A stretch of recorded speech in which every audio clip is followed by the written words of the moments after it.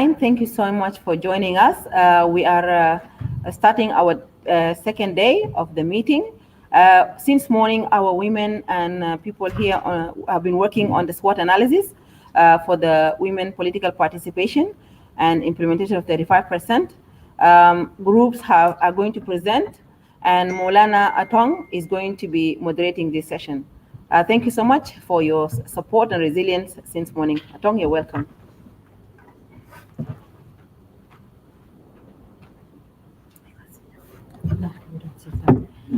Thank you so much, Dr. Anip.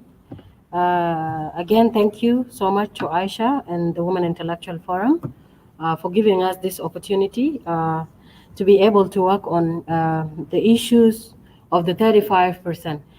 We just finished the group discussion. It was about the SWOT analysis, and we've worked on, one group worked on, we divided the room into two groups. One group worked on the strengths and weaknesses of women in leadership, and women generally, and then opportunities and threats. Group two have done their presentation. Now we are going to group one, that is going to present about the threats and opportunities available for women. So I call upon my sister here to come and give us the presentation for the group work.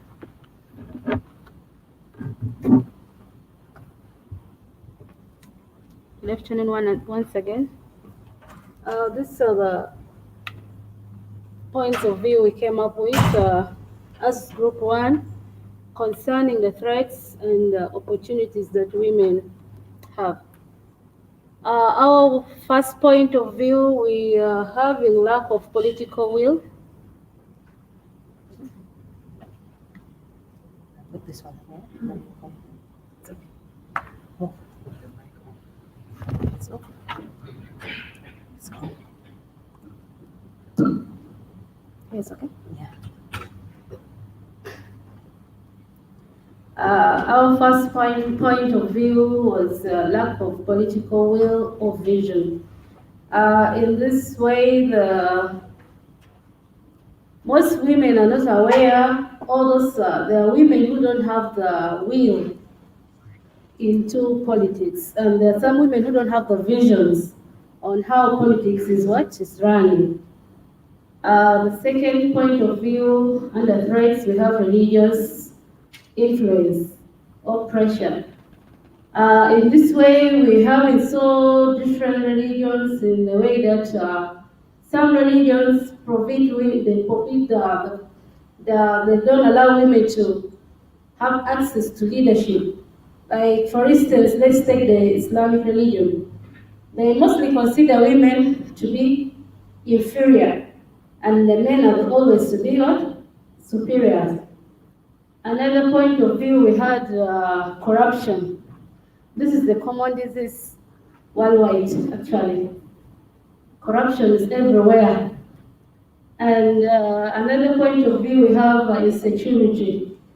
This is mostly for us here in South Sudan and Africa at large. Yeah, insecurity comes in the way that there's some things that women need to access. Some ways, like some women will be having, they may be having the courage or the confidence into doing something, but due to this insecurity, they'll end up being afraid of what? Accessing what they want to. Like, they may be afraid of, like, in case of the, like, let me say, unknown gunmen or like the robbers along the roads. For instance, Dimle roads, we have issues of the robbers around, they rob people around. So you can't be having that access to so many things as a woman. Conflicts and instabilities. This is common in Africa at large, whereby people are having internal conflicts and external conflicts. This also affects some women in the society. We have political bullies. For instance, you may be a woman who wants to come up into leadership or into politics, but the men will mobilize some group of gangs to attack you in a way that, for you are not aware, then they'll come and attack you. Like, for instance, Let me give you an example of Uganda. During the election time or during the political process time, they were having this. You may put in your flyers. You may be having your the campaigning agents. They will move around and around, but they will end up what? They will end up being bullied on the way, of which it will affect the woman who is trying to aspire. Another point of view is family influence. This is too common with us in South Sudan and Africa. In the family, there will be other families who have their rules and laws, don'ts and do's. Like, for instance, you may be a lady in the family, your brothers will really have that strict laws on you. They will be monitoring your movement. They will think you are moving out to meet your boyfriend or whatever they may think. But for you, in your mind, you're going out there to do something which is beneficial to yourself. But for them, they will consider it the way they think. And another point of view, we have culture difference. Yeah, this is also too common in Africa. The cultural problem comes in the place whereby, like when you go in, like you're campaigning, then some people start uttering words. This is just Mara Sakit. She can do nothing. Who is she to lead us? And some others may be like, women they don't have the capability of what? Of leading. Another point of view, we have lack of insensitivity of the disabled people, as it was raised by one of our member who is a disabled, who is a deaf at the same time, she can't speak or talk. So she raised this issue in a way that sometimes they drop applications to different viral organizations or companies in search for jobs, but they have been ignored or they have been left out. This is because in some workplaces, those people there, they don't have those people who will help to interpret, or they will not be having the ability to understand a person with disability, such as the lack of equal employment law. Lack of equal employment law comes in a way that some women are left out in some positions, like when they are being employed, like there's this positions, they will be like, this is a woman, she cannot manage the management department. She cannot be able to be in that department. We have also lack of access to justice. This comes in place whereby a man and a husband, or a man and a woman in the house, they may be having their issues there, so the woman will be left out. They will not consider justice to a woman. Absence of women in political leadership. Women are not there in the leadership role. These were our points of view concerning the threats to women. In case there are other more, they are also welcome. I'm going to opportunities. For the opportunities here, we have the points of views which are legal provisions of the 35% of affirmative action, which was discussed and had been on the ground. And then you have support from international organizations such as the UN Women, the armies, and other organization body. Strong women organizations, such as the circle groups, like when women they have their groups that are organized and they are strong standing together. We have peace and stability. When women come together and they always have one voice, they will always have their peace and stability. Information technology. Access to information technology come in place whereby at least we are able to communicate to one another and we are able to reach to other places some information. But then those things weren't there. But now we have all that access to information technology. International instruments like human rights, formation of international influence like instruments like human rights, whereby the rights of women are recognized, access to financial services or economic empowerment. This is whereby women are given loans or other financial service to boost them in their businesses. Thank you. I think it's our points of views.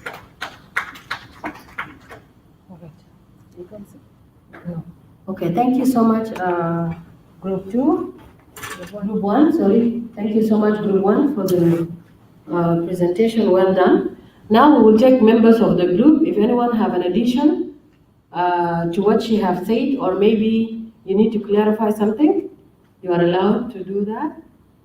Or from members that are not from the group. Members of Group 2 can also contribute.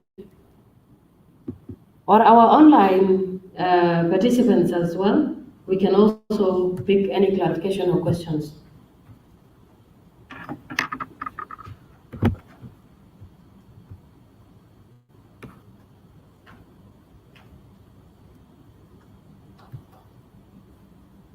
No, any other? Okay, yeah, right there from behind. Thank you. I just want to link the opportunity which we mentioned there, the last opportunity, which so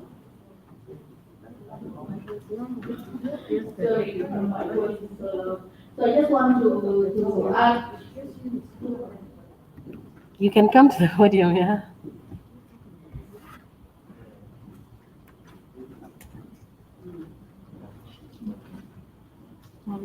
I just want to link the last point in the of Group 2, which is access to financial services, economic empowerment, which example given by the group members that there are some financial services, chances of funds that could be given to South Sudanese for business, and there is some scholarships or development capacity building chances in some ministries, but women don't get access to that one. It's an opportunity. It is there. So I want to link it to the weakness that we highlighted in the other group, because we are not in the group of the weakness, and when they presented, we forgot to mention to them the weakness there is in our institutions, that there is no chance given to women in those capacity building chances which come from the international community, which funds are there. There are chances to take them to for scholarship or whatever studies, and the chances which is we have funds which is of the country, which should have been distributed with a percentage or share to women to empower them or to give them chance to make business, and which will also be the chance that will increase their chances of economic and financial ability in the leadership and the empowerment of women. It's just flagging it out because we have leaders in the room and online to give these chances to the women. Thank you. Thank you so much. This is from Group 1. Okay, Group 1, Group 2. Sorry. Yes. Can I be? Yeah, sure. Well, thank you very much, Victoria. Can you unmute your mic? How do I unmute it? Let me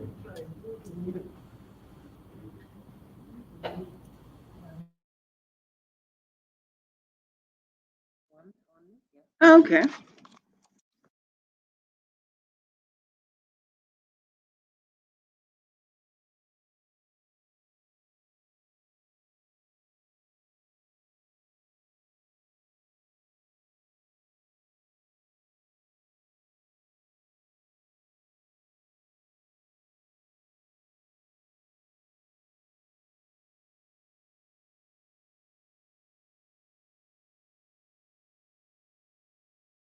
Telephones that people have right to the grassroots is a very big opportunity.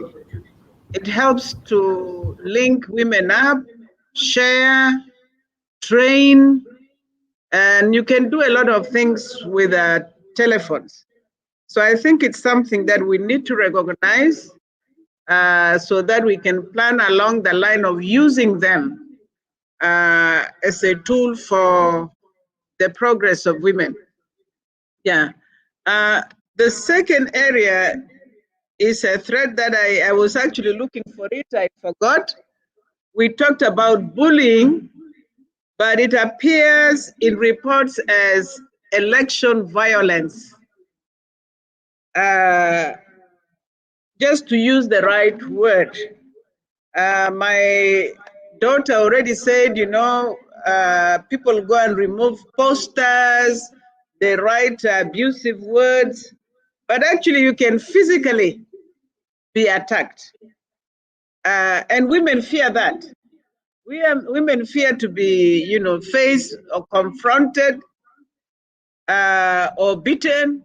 So you find that a lot of women would rather not participate politically and rather not become a candidate if it's going to expose them to violence by the male counterpart. So I thought those are very important points that we need to include under threat and under opportunities so that we are able to, tackle them when we do our way forward. Thank you very much.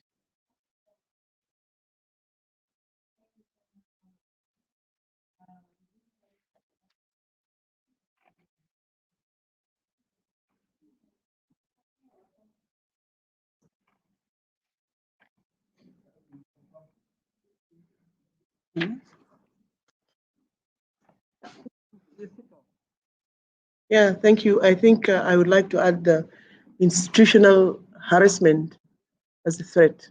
Thank you.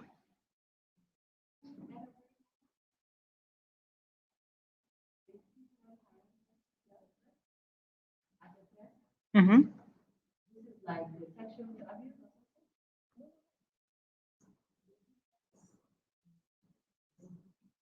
Not the sexual harassment, but just the harassment. Okay. Institutional harassment. Yeah, I would like to elaborate more so that we can.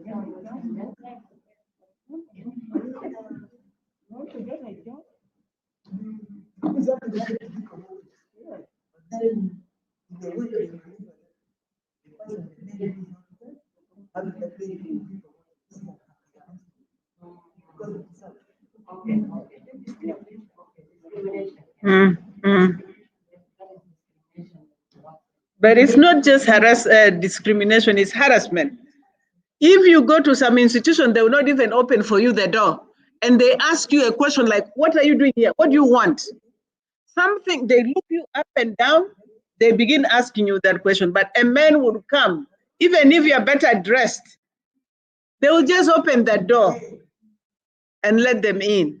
So really it's not, it is the tone, the approach. It's both discrimination, but harassment. Also, if you look at sometimes, if you ever meet with the police or something, the way they interrogate you is very much different. Like you are already wrong. You are not innocent. You are treated like, you are a problem. Yeah, so those are things that can qualify as institutional harassment, not just discrimination. It's worse than that.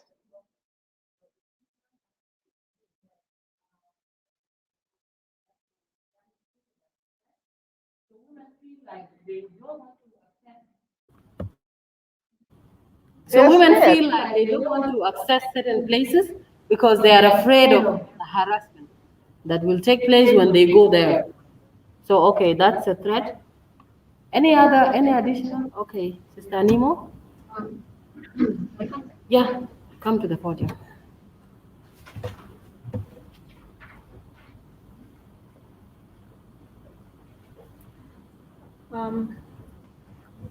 Thank you.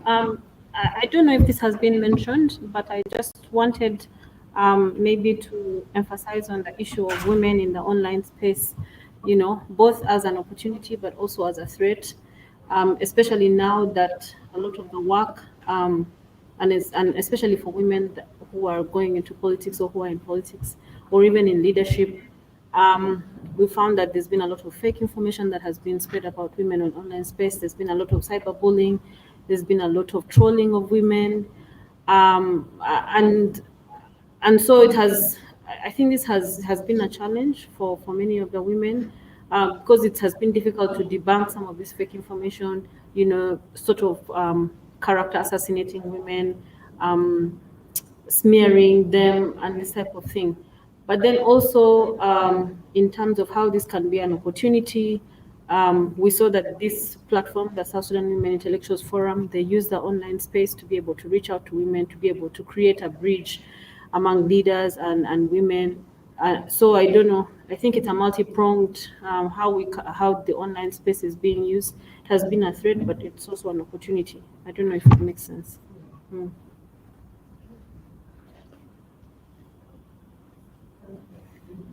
Okay, cyberbullying and so on, that's the online thing now. It becomes so somehow serious when the corona, the pandemic, everything is being done online. You don't know whether this is the right thing or not. You assume this is just like any other thing that you have been doing online. So she thinks this is a threat. Or, okay, somehow, because there's opportunity, information, and technology. Okay. Any other person who wants to add something? Yes, Honorable, then you will come.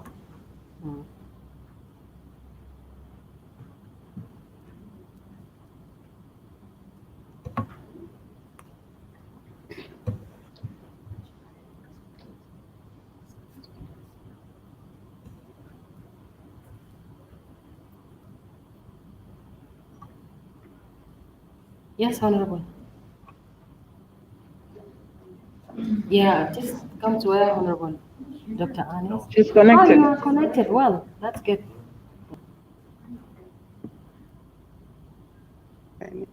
Okay. All right. I was also in group 1, and appreciate our presenter for the presentation, but I would just like to add that maybe we need to emphasize the importance of social and cultural norms, as well as parental responsibilities towards advancing or obstructing the advancement of women. The young lady talked about the religious factors, but I think it's more than just religious factors, because we have a society which is a patriarchal society, a society where the men in the family, whether they are husbands or fathers, or indeed guardians or big brothers, are very, very dominant. And to a large extent, they actually determine your future. They determine whether or not you should have access to education, what sort of employment you should have, and so forth and so forth. And this poses real threat to women and to the access of women, advancement of women, participation of women in whatever public spheres they would like to. So I think we need to emphasize that, because ultimately these are areas that we need to tackle very, very seriously as a country and as a society. There was also one little point which maybe she didn't emphasize, and I would just like to highlight this, which is social stereotyping. This refers to, the sort of preconceived ideas that societies normally have, or parents normally have, or religious authorities have. Even to some extent, teachers are guilty of this sometimes. And these preconceived ideas about what women are capable of, or what women should actually do limit the chances and the opportunities of women. So this negative stereotyping are real, and we do need to tackle them. Because, for instance, in the area of education, they will say that, girls should not study sciences or are not good in sciences. Girls should not, opt for engineering and what have you. These are serious, negative stereotyping that we need to be aware of, and also ultimately we need to deal with them. And they are real threats to the advancement of women. Thank you.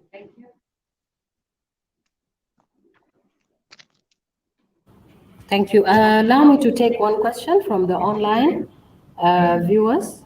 There is a question from Paul Mayen Manuel. He's directing his question to Honorable Minister, but he didn't mention which minister. So his question to Honorable Minister, what role can women of South Sudan actually, what role can women of South Sudan plays to move the country out of stagnation? How can you overcome gender bias? And then he said, Happy International Women's Day to the Honorable Ministers. Only the ministers, not to us, only the ministers. So, so you can answer us. Okay. I was not unmuted. Okay. What role can women of South Sudan play to move the country out of stagnation? How can you overcome gender bias? Minister of Defense? Okay, okay. Honorable Minister, Honorable Minister Angelina Ting, they said this question is somehow like directed to you. Okay, hello everyone. Can you hear me? Yes, yes. Hello? We can hear you clearly, yes, we can hear you. You can hear me? Yes. Okay, hi, this morning. Good morning. Okay, what can women do to move the country out of the stagnation? I think it should be a joint activity of all the male and female members of the RT Gono, and especially the ministries of the economic ministries that actually have direct impact are mostly led by men, with the exception of maybe the Ministry of Agriculture. But we have heard that the Minister Honorable Josephine, talked to us yesterday, and we have also seen their plans that which we approved in the ministry is directed towards small farmers and how to improve their yield and how to assist them and facilitate them, the majority of whom are women. So this is one way. The other way is basically the security sector is very key in helping economic growth, because security and economic activities are kind of linked. These days, when we talk of security, we talk of human security, and the elements of this security include the physical security, which we're responsible of, and the other aspects of security, environmental,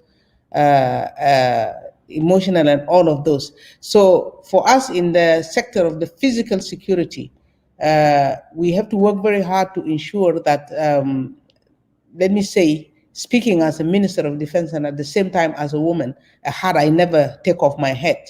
Is a hat I go to bed with and I wake up with and I go everywhere with my hat of being a woman. Definitely we would want to ensure the reforms in the security sector. And the reforms include looking after the well-being of the men and women in uniform, creating that environment to make it attractive, so that we improve relations, so that when our people feel secure, they will begin to leave those refugee settings, those IDP settings, those protection sites. They become part of the productive world, and this will help economic activities and help move the country out of stagnation. Definitely, there are very serious government policies that don't only depend on women. If you realize, we've been talking about the issues of this parallel market of our currency against the convertible currency dollar, and the parallel market has become a big issue that actually creates inflation. And without addressing the issue of the parallel market, and we have one single rate for exchange, where you go to a bank, you get the same rate, and you should have access to hard currency, we would always have issues of moving out of stagnations. So these are bigger policy, but women also can work towards championing some of those issues. The issues are very big, and but they're not. They're challenging, but they're solvable, and the determination will help. At this point, I would actually want to advocate that hopefully next time around, if there's a reshuffle, maybe they should consider a woman for the Ministry of Finance.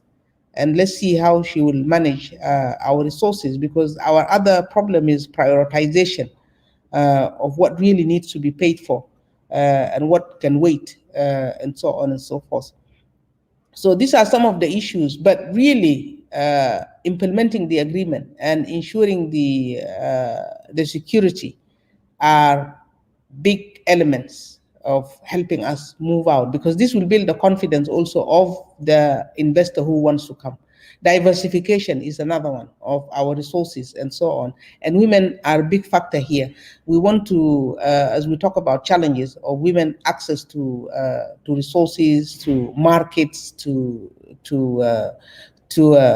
such activities so that they can engage. And what we need is basically the small entrepreneur, the small farmer, the small, and these are what will change the lives. Then we can come to talk about bigger things, and bigger things include road infrastructures and other physical infrastructures that are needed for improving the situation. So this is really the small thing that I can say about that. I'm not sure whether I have really satisfied you, but I've only talked about the small role that the women can play as a part of a bigger strategy, government strategy. And we have actually the Vision 2040, which everybody should really look at. And you should be calling, especially women in civil society, advocacy, and so on. Really, this should help you call those in responsible position to account. And it's a very good strategy.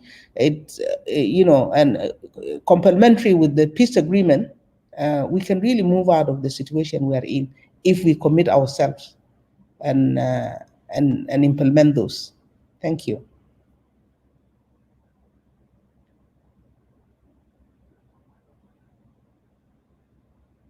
Are we still together? Thank you so much, Honorable Minister. We have a number of questions online. Before I give chance, someone is asking whether political questions are allowed on this forum. Allow me to say no, only on the topic where yes. So if it is about the political participation of women, the 35%, it's allowed, but any other question is not allowed. Someone says he wants to ask Mrs. Teng on political question if permission is given. That is Makir Mayom Gurej. Again, I repeat, if it is about our topic, you are allowed to go ahead and ask your question. Arabic Juba, please, for more understanding and clarification for these grassroots women. Someone is suggesting that. Because of our time, we are not able to do the translation. So we really apologize if there are some women who are not getting what we are saying online. So I can allow, if anybody has something to say from here, or yes, addition, or, yeah, sorry, I had given her chance first. You can sit either here or here. To the podium. Okay, come to the podium.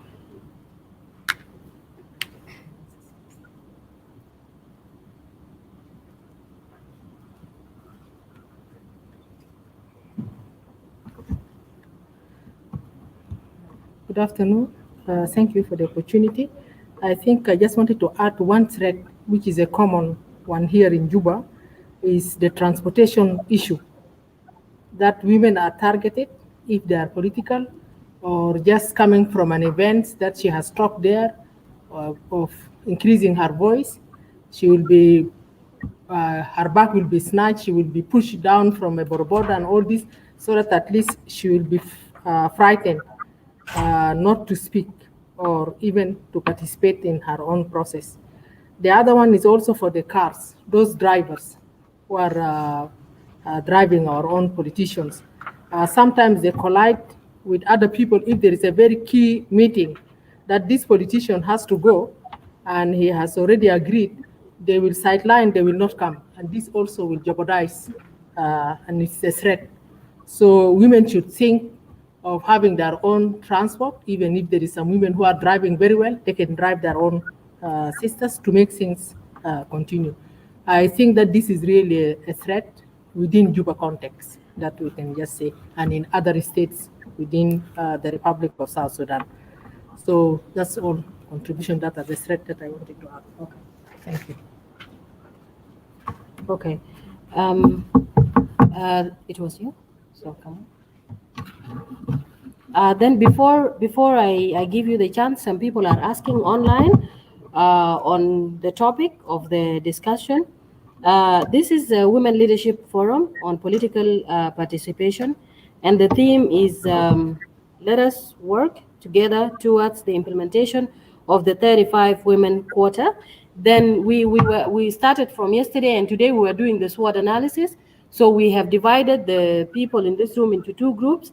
One group was talking about the threats and opportunities. The other group was talking about what was the other topic? Weaknesses and strength.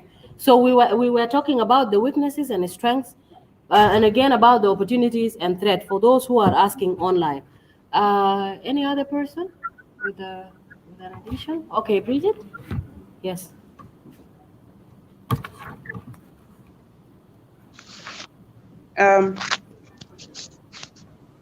I just wanted to add one or 2 points to what the Minister of Defense said. Am I being heard? Yeah. Okay. Yes, you are being heard. Yeah. And the question was, what role can women of South Sudan play to move the country out of the current stagnation? Stagnation is a dangerous state. It's a dangerous position to be in, because it means that we can move forward or we can regress. So what can women do? I think I would just like to use this opportunity to highlight, in general terms, the plight of women in this country. We do need to get involved in decision-making processes. We need to be there where decisions are being made as women, because if we are not, then decisions will be made which might affect us negatively. So one of the things which we can do and which we should do and which we should all aim to do is to ensure that we get involved in decision-making positions at all levels of government, at the executive, at the national level, at state level, at the county level. That we can strive, towards. Secondly, as women, we do need to advocate, and we need to, to lobby for inclusion, because women, as the other, gender or the other half, have special skills, special attributes, okay, that can promote harmony, social cohesion, and so forth and so forth, instead of, aggression and exclusion and so forth. So women have these skills. It's therefore important that, they get included in decision-making processes. And I'd just like to finally say here that, what, very, very few women participate in wars. Very, very few women declare wars, right? But if we look at the consequences of war, the greatest victims of war are women. women and their children. Okay? Do we want to see a repeat of this? Definitely not. So it is to our advantage to ensure that we use all the possible influence and leverages we have as women, you know, to advocate for peace, to advocate for us as a society, as a community, to use alternative means of dialogue rather than war, rather than confrontation. Because we have an option. We have an option to use dialogue as a means of resolving disputes. But in most cases, we don't do this. So this is one thing which we can do every day in our little spheres of influence. And it's the responsibility of all of us, you know, to say, hang on a minute, you know what, there's an alternative here. Let us talk, let us dialogue, let us try to find out, to discuss and find out what is it which is dividing us or which is causing a problem for us, so that, you know, we can resolve it amicably, we can resolve it using non-violent means. I think this is something which women can do, and I'm pleased to say that, in fact, women are already doing this, but let's do more of it. And thank you.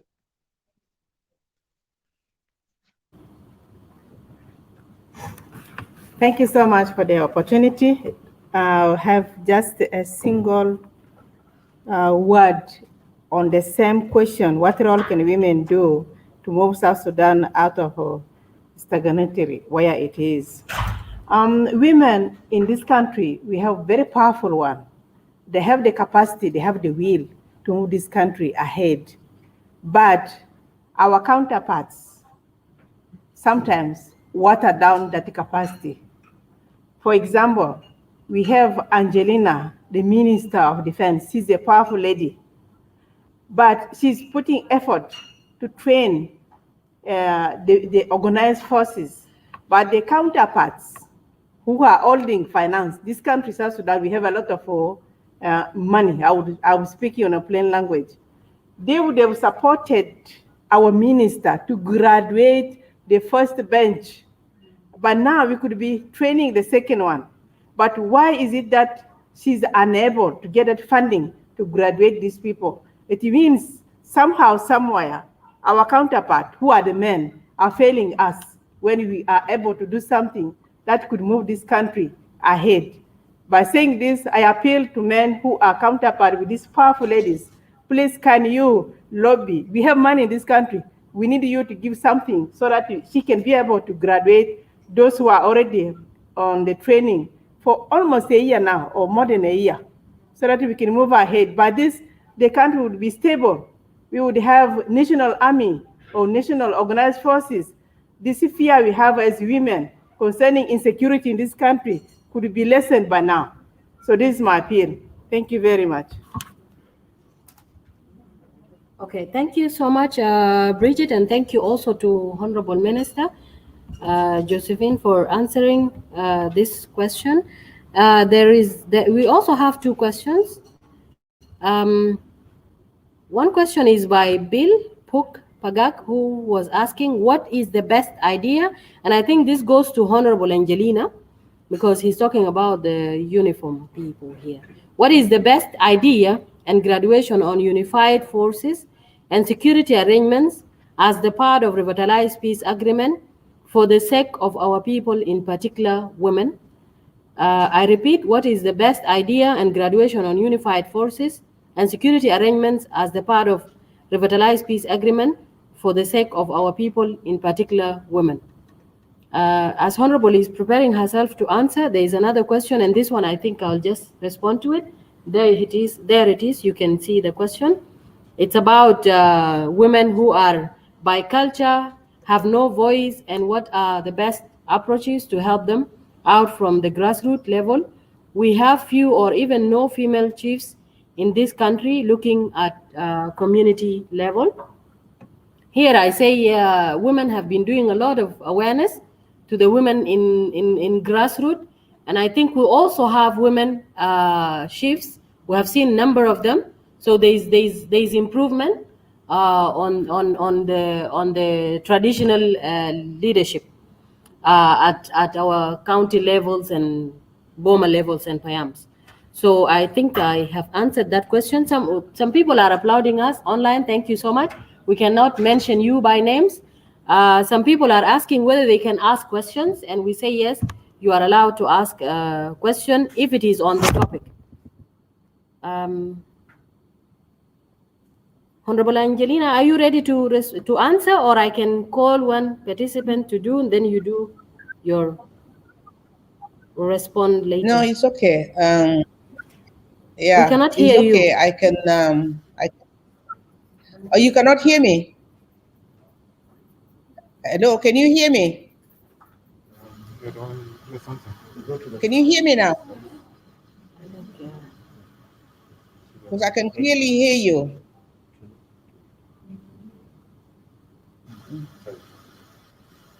Oh, okay. Maybe the problem is at your end. Okay.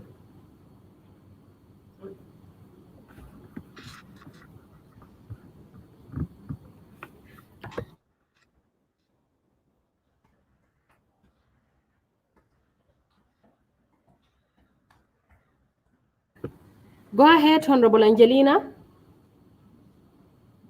Can you hear me now? Can you hear me now? Yes.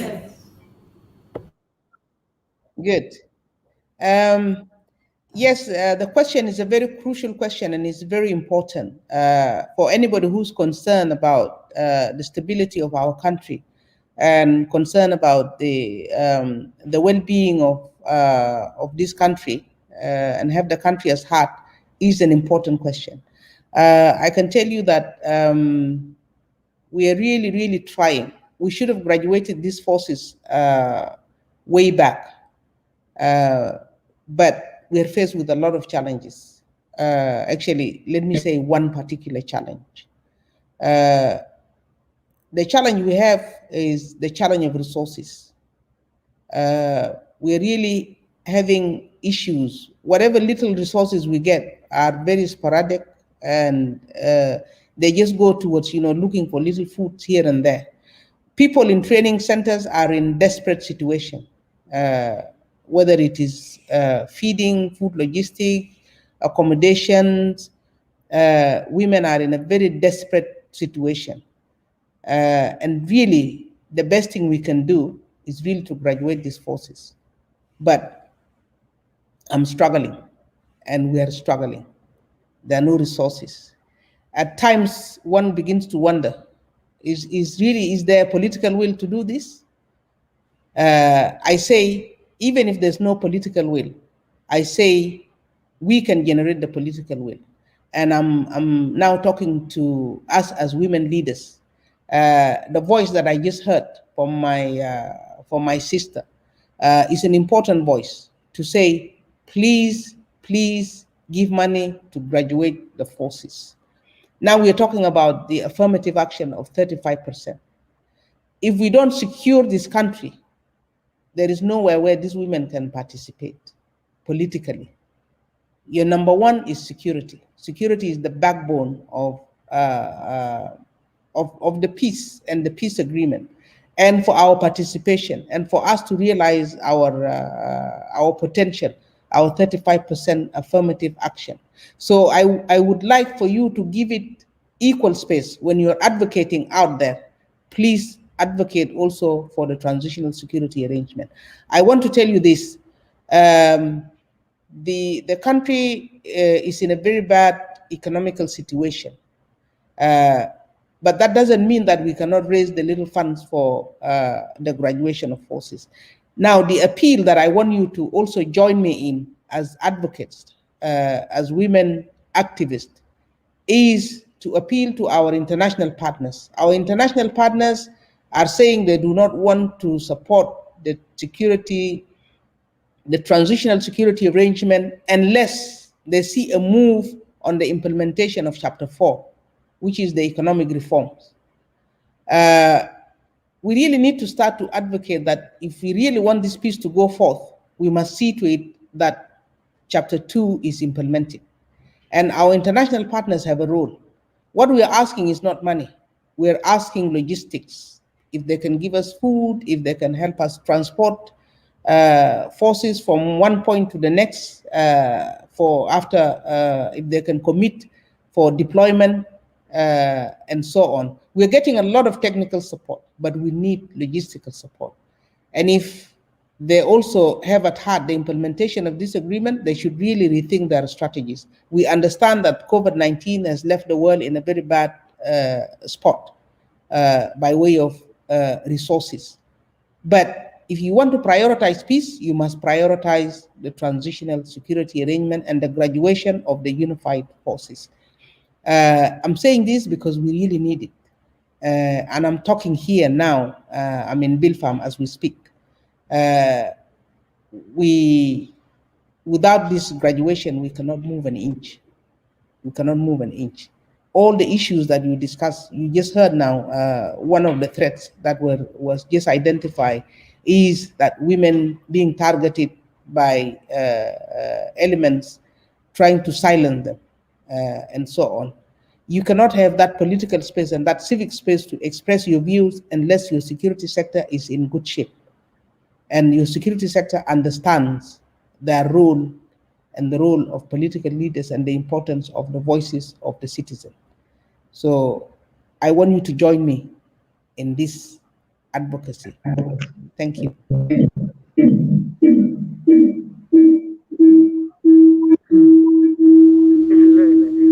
Thank you so much. Honorable Angelina, for responding to these questions. Before I give the chance to her, because she's been waiting here, when we were doing the strengths and opportunities, Honorable Angelina had added that the peace agreement is an opportunity for the women of South Sudan. That is to be added to the opportunities that are available to the women. It was there? Okay, all right. Okay, now you can come.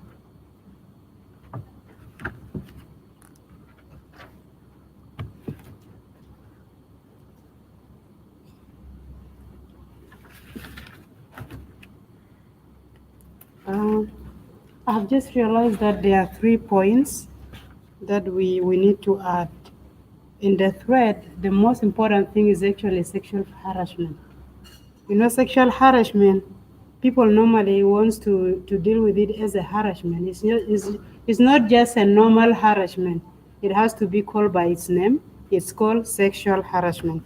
This sexual harassment, so far, I'm happy that our Undersecretary is here for gender. We would like to find out whether we have a laws in this country, because the last time I was in public institution, there was no law to address sexual harassment. I happened to be one day in one of the committee to investigate a case. There was completely no law. I was told there is no law to deal with this case, so we have to leave it. This bullying of sexual harassment is so common. It's so common in public institutions, and even in the UN. Until in 2010, there was a research made, a research-based made thing, like it's common with the UN and the public institutions. But for this program here, we'll talk for the public institution. So this is a threat. It's a big threat also to women. Like, if you don't want to give in into such matters, so you have to call down and maybe desert your work or what. So it is a threat that we are going to include. Secondly, the issue of opportunity. There is promotion of girls' education. I think this is a big opportunity that we need to add, because by having this girl getting educated, this in the long run, it will end at this. It will mitigate the gender issues. There was one recommendation we forgot. Someone raised it up and said affirmative action in the scholarship is not being considered. That when these international scholarships come up, they will just choose 3 or 4 girls of prominent people in this country or related people. So the other, even the most clever or intelligent ones, they will just drop them away. So we thought, okay, maybe we need to look into this kind of things, like the recommendation have to include the affirmative action, like in the scholarships. We have to make sure that there are a lot of girls in this international scholarship. Thank you.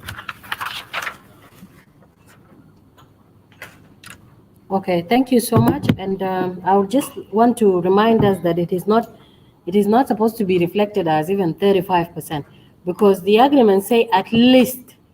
So that means if people are going for a scholarship, even 50-50, why not? If 50% of those people who are going for the scholarship are boys or girl or men, then the other 50 should be girls. The 35 is at least. That means we can even go more than that. Then my sister here, I would just want to respond to her. She said there are no laws when it comes to sexual harassment. That is not somehow right, because our penal code define sexual harassment as a crime. It's only that we are not aware that this is a crime, and if you go and open a police case, the person can be punished for that. So we have the law. The penal code is one of our laws. The constitution is one of our laws. It is not necessarily something that is talking about sexual harassment coming from the Ministry of Gender. Yes, we understand that is also important, but the penal code of South Sudan defines sexual harassment as a crime. Any other person? Any other person? Or from online, if I don't read out your questions, that means they are not related to the topic of today. So we'll not be picking all the questions from the online. I apologize for that. Mm. Thank you. Thank you. Someone asked that I should register all your questions. They will respond to them later on. Yeah. Okay, any other questions that I can pick from the online?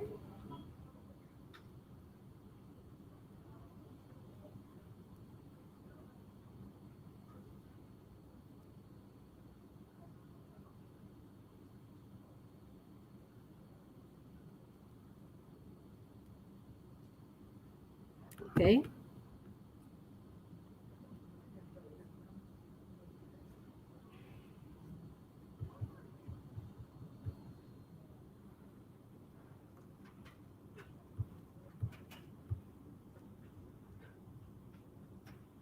Someone asked, Angong Ngong, she said or he said, I am sorry if I am not relating to you rightly.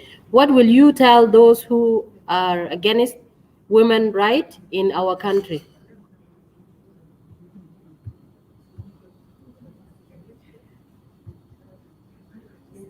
Someone also asked a question about that is Monjong Luach.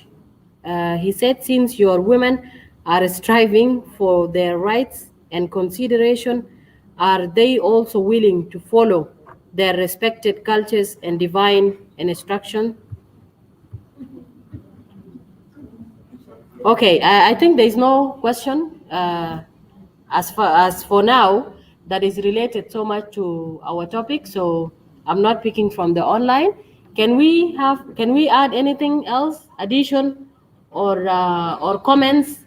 I can also pick from you, Honorable Minister, Honorable Angelina, if you have any question or addition or a comment, you are allowed, or from inside here, Honorable. Mhm. Addition, okay. Right. Just addition to what the Honorable Minister of Defense has already said regarding the question that was asked, what is the best idea in graduation of security forces? I think we cannot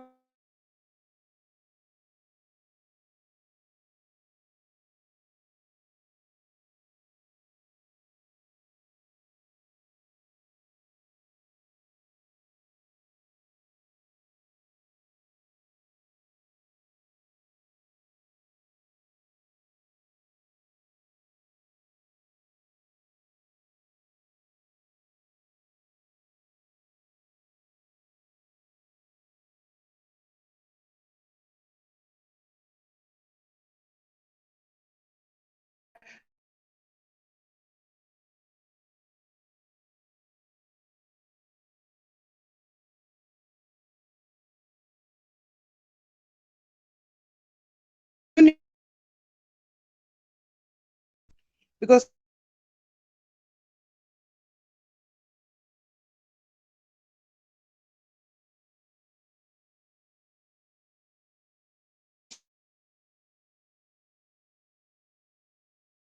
And now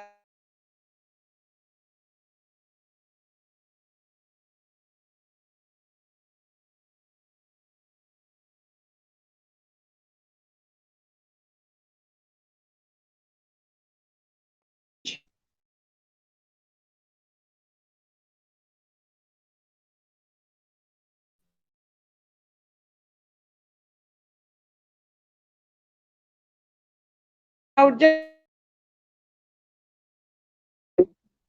that it is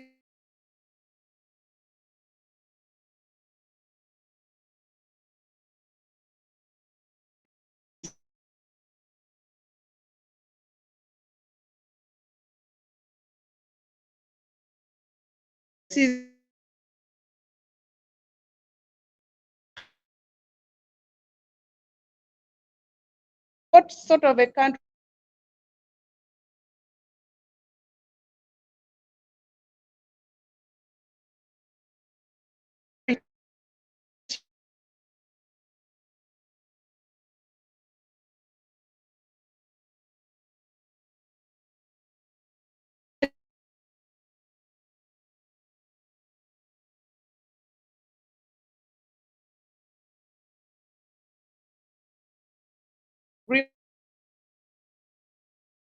issue of the security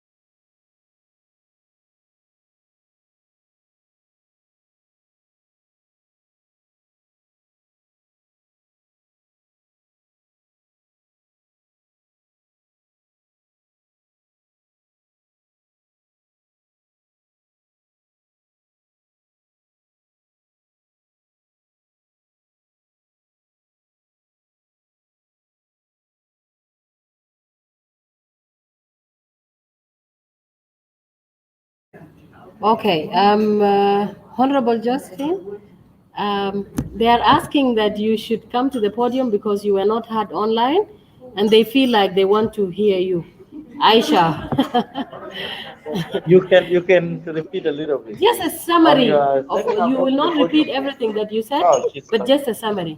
She's now online, right? Yeah. Yeah, okay. Okay. Okay, I've forgotten what I was saying.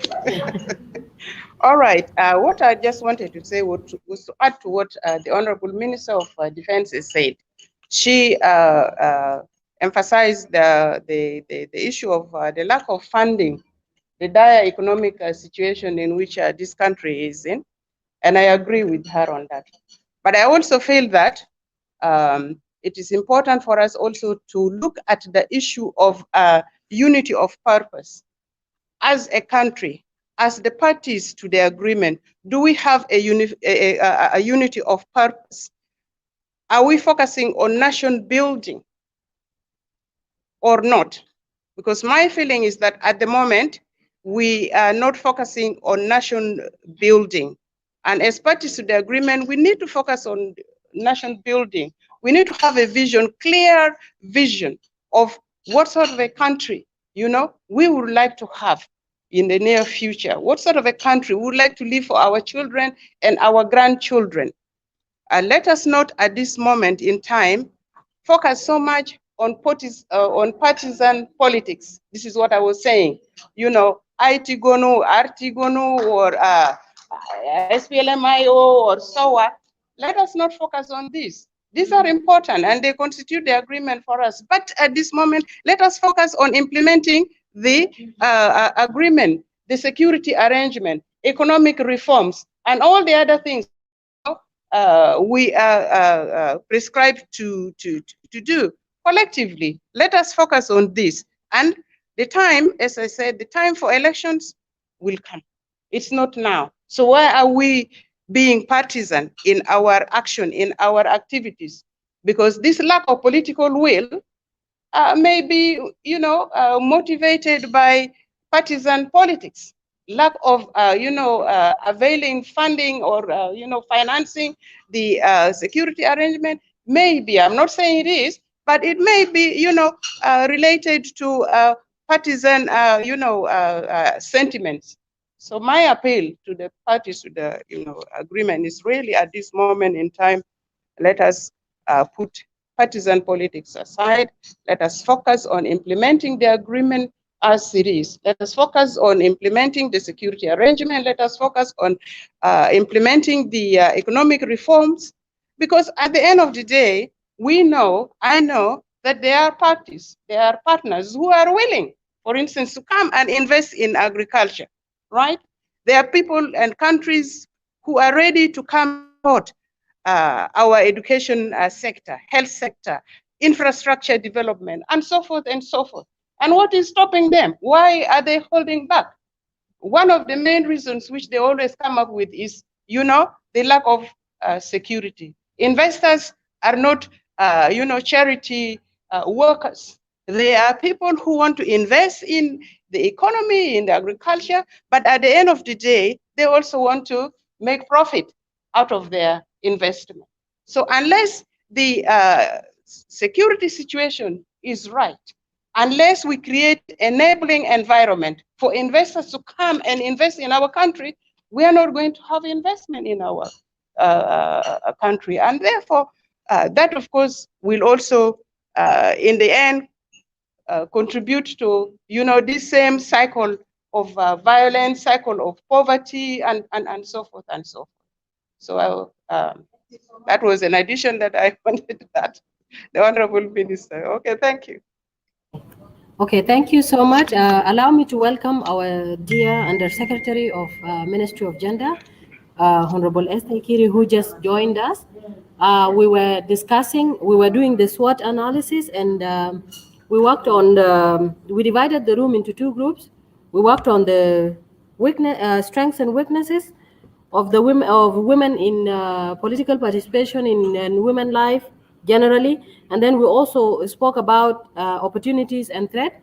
So you came when we were doing the presentation from the two groups, and these are just comments and recommendations to the group work that we have done, and we were also picking some questions online. So there is one question that I feel like I should read out. It's about what are the roles of the women currently in political parties to make sure more women are represented in their parties? Have they done any rallies in relation to that, even to women in grassroots? And I will direct these questions to the women from the political parties. Any of you? What are the roles of the women currently in political parties to make sure more women are represented in their parties? Have they done any rallies in relation to that, even to the women in grassroots? That is by Liz Emmanuel Ladu, who asked this question. Someone is suggesting that Dr. Ann should remove her face mask. Why? Yeah, so she says no. Any of she wants to know if this is you, or he wants to know. He wants to confirm. Only for 1 minute. Yeah. So may I come in there? Maybe Madam Mary Apai or Honorable, I don't know who will respond to this.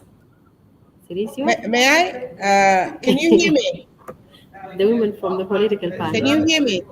Sorry? Hello? Can you hear me? Yes, we can hear you. I would like to come in on that question. Okay. Because I also come from a political party. Okay? Am I being heard? Okay. You are being heard very clearly, Honorable. Go ahead. Okay. Yeah, I say actually a very good question, because a lot of the work needs to be done at the political party level. I can tell you we had a tough fight to make sure that we bring in a Secretary General who is a woman, and it wasn't easy, but we lobbied, and after the lobbying, what we did as a strategy is to really make sure that the candidates then who wanted to contest the position, because this was done like an internal election. We made sure that there will be a presentation, that the candidates will be asked to present, and we made sure that our candidate was well prepared.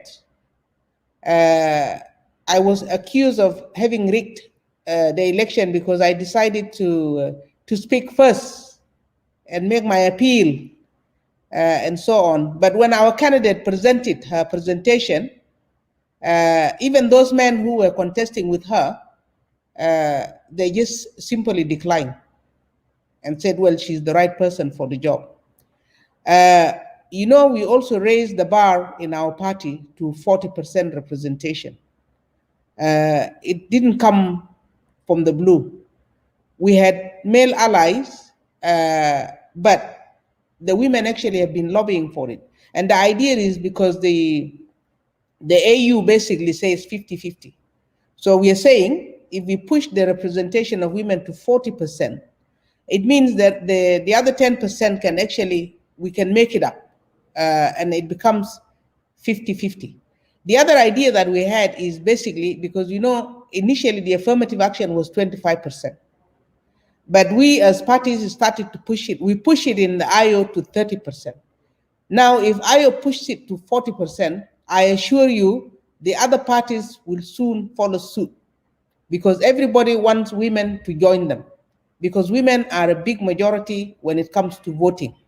They may not want women to represent them, but they want the women votes when it comes to the election. So we have a leverage there.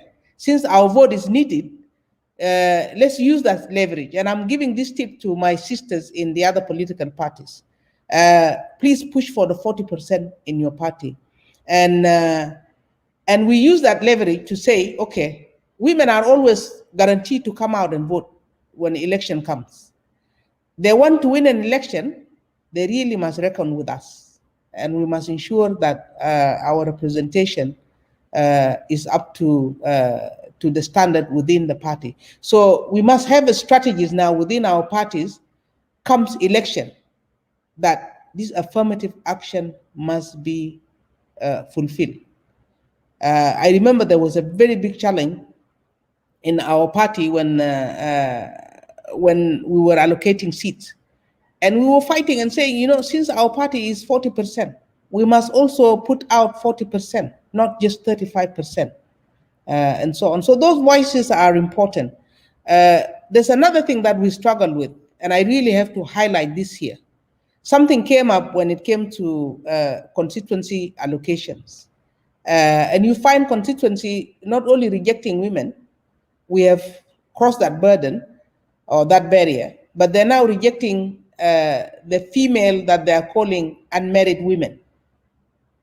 They say you don't have a constituency to represent. You say, but I was born somewhere. They say, no. We can't give you our seat because we don't know, you might take it to some other constituency if you find a man there or something. So they were rejecting ladies who are unmarried. It's a big challenge. Don't take it simple. I want you women to be prepared for this. The way it was, we said, okay, if that's the situation, then there must be a special allocation for women. And this special allocation for women, nobody should even talk about who decides. The decision should come to the women through the Women League. And that should take away some of those struggles. So these are some of the challenges, a few of them. In my party, some people resigned because they didn't want a woman Minister of Defense. I'm sure you're all aware of that, and so on. Others resigned because they felt that they don't want a Secretary General women and so on. So we had all of those challenges, but you know what? Tough on them. We are going to sail on. And I want you, all of my sisters there, out there, to also, including our male champion, please, we're going to sail on. Thank you. Thank you so much, Honorable Angelina Tain. I'll give this chance to, yes. But while she's coming, there's a question here, and I think I will respond to this because I responded to the question on sexual harassment. Someone was saying, what can you tell those women who dress poorly, like the wear of miniskirt and leggings, because I think it contributes to sexual abuse. If I meet a man who lacks self-control, since it exposes a woman's body, whose problem that man's have a lack of self-control? No one. It is his problem. So if any woman get raped because she's putting on a miniskirt, that's not her problem. It's that man's problem, not her problem. That is the mindset of men. Why aren't women raping men on the road because they are putting on maybe a small shirt or a small trouser or a tight jeans nowadays, or when their trousers are down, they're somehow behind here? No one does. It is now their problem, not the problem of women. If you know this is wrong, you will not do it regardless of what happens. So that is not an excuse. Because someone is dressing short, that is not an excuse for you to go and harass them or rape them because they were putting short. Thank you, Honorable. And also just recently, only just recently. Unmute your. Unmute it.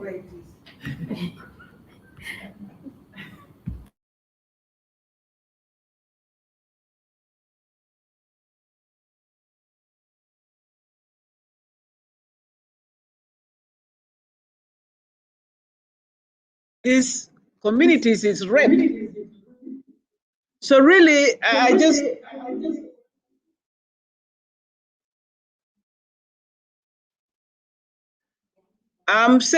want to emphasize the problem is not the woman, it's psychological, and we must see it for what it is.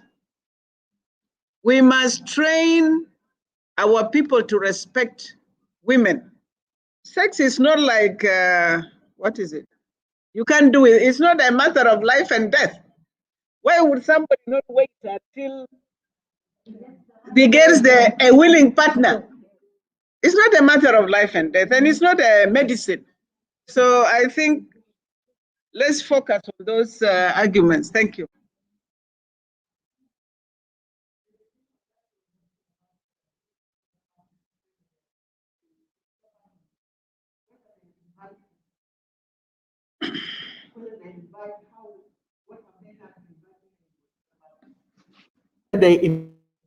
Or what have they kind of learned in family? I would like to emphasize here that the responsibility to invite women to political parties is a joint responsibility for both men and women. When we do political rallies, we do it for both men and women. So the issue of just inviting or making a rally for women to come to political parties is not there. We are equals, and we have to take it as a responsibility for both of us to make rallies and to create a very conducive atmosphere for our women to come on board. This is to recognize the gender equality. And also, we have to recognize the fact that there are women chiefs. Because most of the chiefs that come around here, you find that they are men. We have got women chiefs right from the traditional and cultural norms. They have got that indigenous knowledge. During that time, they were also resolving conflicts, and they were recognized by our ancestors at that time. They contributed a lot.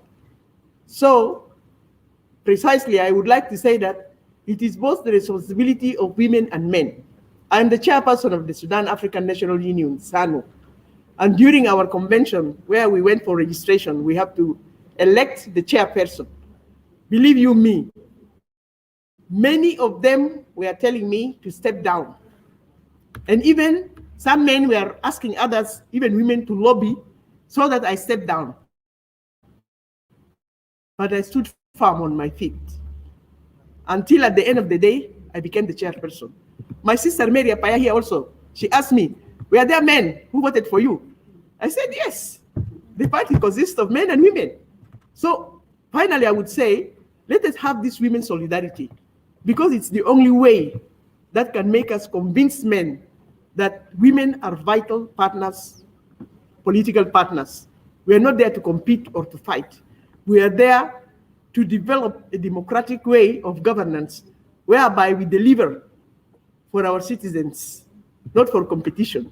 And also there's another thing I would like to emphasize, the cultural and traditional norms.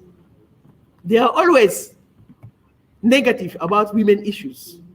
And I would like also to tell our lawyers to find a policy to refine this negativity of the culture and the traditional norms so that they fit into our modern system where women are given all the rights to deliver and to serve.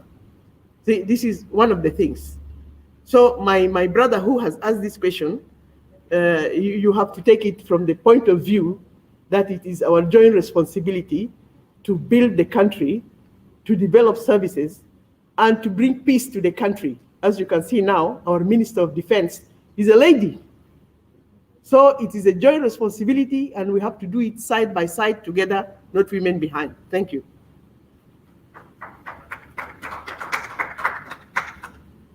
Thank you so much, Honorable. Yes, Honorable Anne, you're welcome. Thank you very much. I'm not speaking on behalf of any political.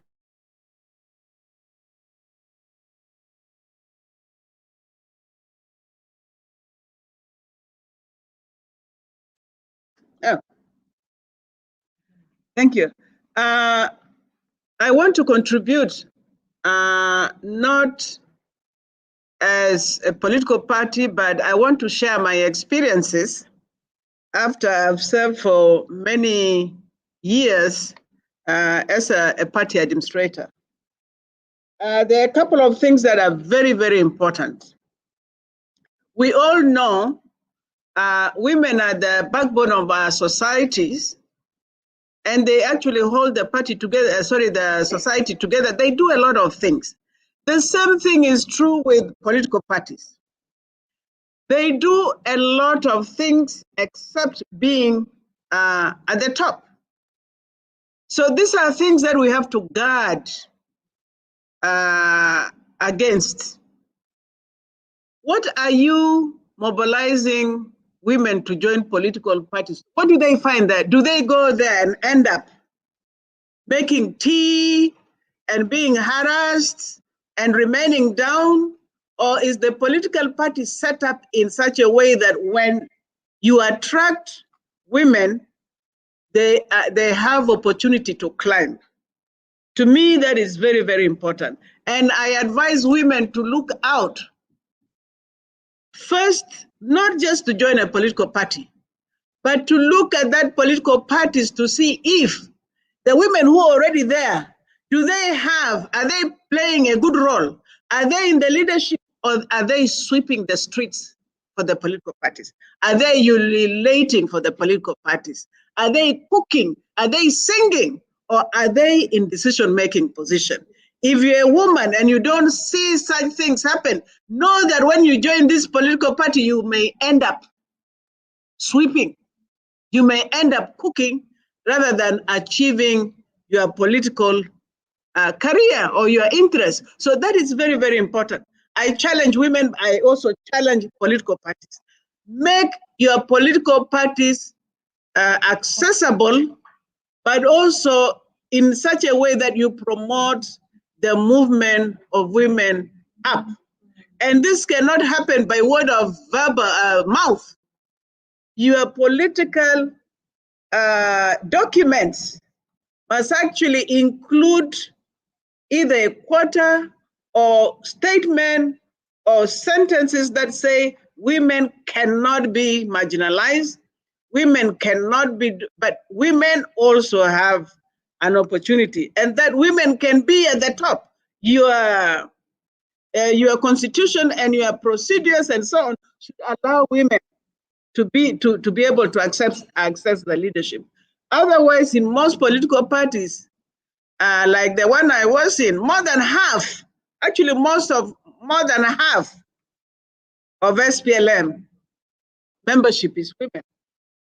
But when you go now up, you'll find that the number of women and the influence continue to dwindle to a point where they do not have any voice in nomination. They do not have any voice in the direction of the political party policy. They do not have influence on how that country will serve the people. So it's very, very important.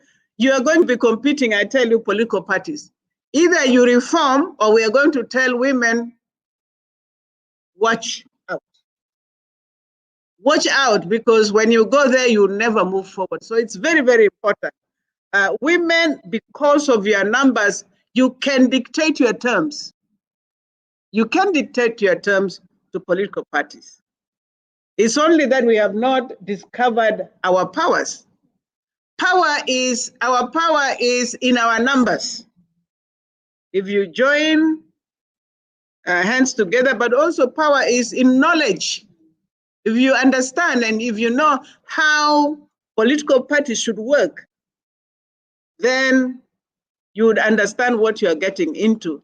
But what my promise is, in the next 2-3 years or so, there'll be a lot of training for women, so that when they decide they want to become political animals, they will be very tough. It will be very tough to bring them down.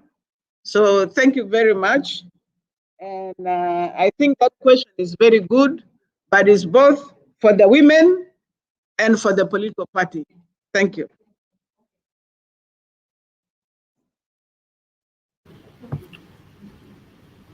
Okay, I'll give chance to you, Honorable Mary Apai.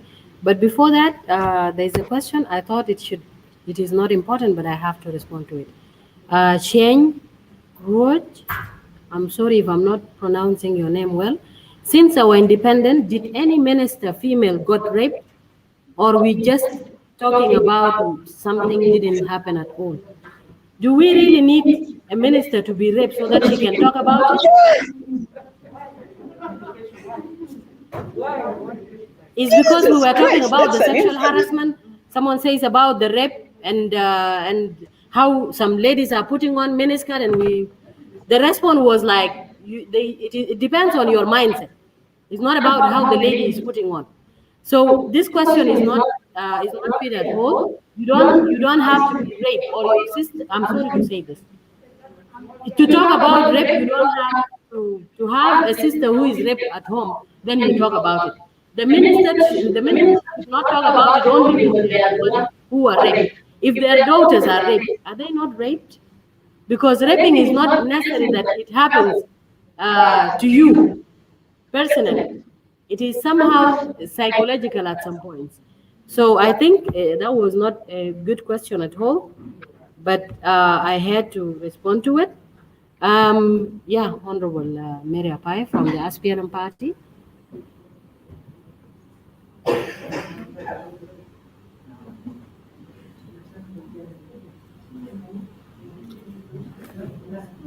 Thank you very much for the question.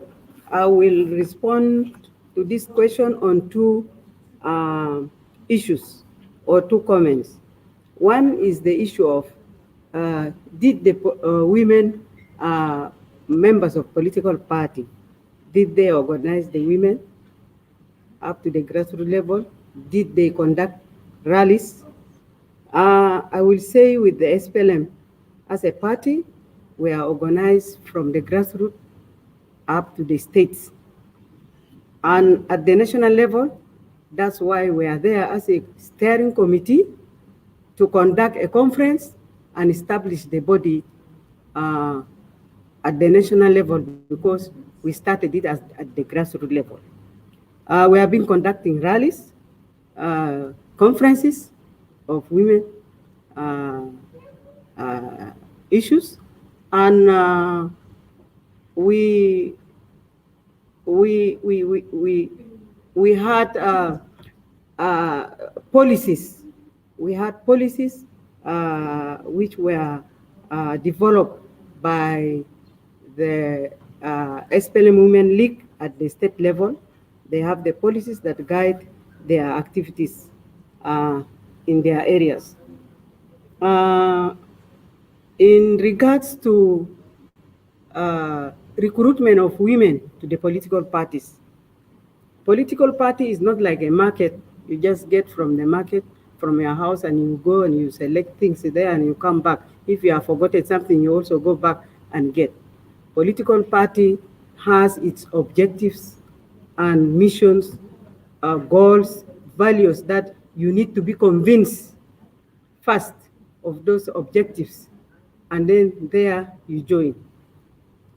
Political party, women, by then, not now, by then, women are listening to the views of men, where men were saying politics is a dirty game. So women took that thing up and they feared, because men did not want women to be involved in politics. That's why they say politics is a dirty game. But when we see that politics is a dirty game, we see the men coming to positions and they become ministers. They become leaders in this country. Then we ask ourselves, if politics is a dirty game, how did these men use it to get to positions? So women started to understand that they want to bar women from politics by saying politics is a dirty game. They also looked at women that if they are politicians, they are like useless people, that they are not responsible. Sorry to say useless, they are not responsible. Any woman in the political arena is not responsible. That's why today you get a husband can tell the wife, politics or your home, politics or your children, politics or our marriage. These things are happening. And women feared, they sit back. After the Comprehensive Peace Agreement, this is where women knew that politics is very important. Political parties are the one forming a government. And if we women want to become ministers, advisors, members of parliament, we should first be recruited in any party of our wish. And then from there, you will be selected, or you will be nominated by your members for a position. Women have learned, and I'm quite sure that many women now in South Sudan know what is politics. And they know what is a political party. And now it is up to the women to join any political party that of her wish. That the objectives of that political party has convinced her she can join the political party. Politics are always discussed in the evenings. This is what I know here in South Sudan. They are discussed in evenings where there are beers there are people discuss, and in the evening where you as a woman, you are in the house preparing supper for your family. People discuss there, tomorrow you will see people are appointed. You are not there. You are not there. When people are discussing, you are left behind. For you, you are waiting for politics of morning, in the day. But for men, politics are done in the evening. They go there, they sit, they drink, they talk, and this is where positions happen there. So this is one of our problems. We as women did not also created a space where we go there and we discuss. Even the issues of the country, you cannot see women coming and discuss it very seriously because she has no time. You are at work, you finish the work, you go home, you need to do something in the house. In the evening, you want to prepare dinner to your family. Now you want to watch the news. Sometimes you are not able because you have to prepare yourself for tomorrow. Especially our women who are in big position. I don't know how much time they sleep. You are in a meeting, you are needed, there is a meeting, there is a consultation, you have a visitor, you have a relative coming, you have your children, you have your husband, you have your in-laws, all these things, you are the one caring for them. One mind. I don't know how these women are resting. So this is also one of the challenges that hinder the participation of women in politics. So the women will say, no, I don't have time. I don't have time really to join politics. You don't know politics is for you to travel there and there, meetings. I don't have that time. Especially for our young girls. Our young girls, you have a small child and you are needed in a meeting. You are needed in a meeting, you are needed in a consultation, you are needed for an assignment. It becomes very difficult for you. You ask yourself, where do I leave the child? My child is very small. All these kind of things get a woman as a challenge. That's why many women are not in the political arena, not because they don't want, but because of the challenges that women are getting. The work that you are doing 24 hours, you don't sleep. This is why many women are not in politics. But those ones who have entered, who have got into this game, I think this is a challenge for us that we have to bring our women to get into this political game, and even the young women, because for us, our time is coming where we'll get on. We need to mentor some women, some young women, so that also they pick up. I think this is something just small that I can add. Thank you. Okay, thank you so much, Honorable Madam Mary Apai from the SPLM party. Now, I want to give only 2 last chances, and I'm not picking questions anymore, even from the online, so I apologize for that. And in the room here, I also apologize. I will not be picking any recommendation or questions. Now I give the chance to Honorable Esther Kiri from the Undersecretary of Ministry of Gender, Child and Social Welfare to give us some few highlights. Yes, only 2 minutes. Apologize.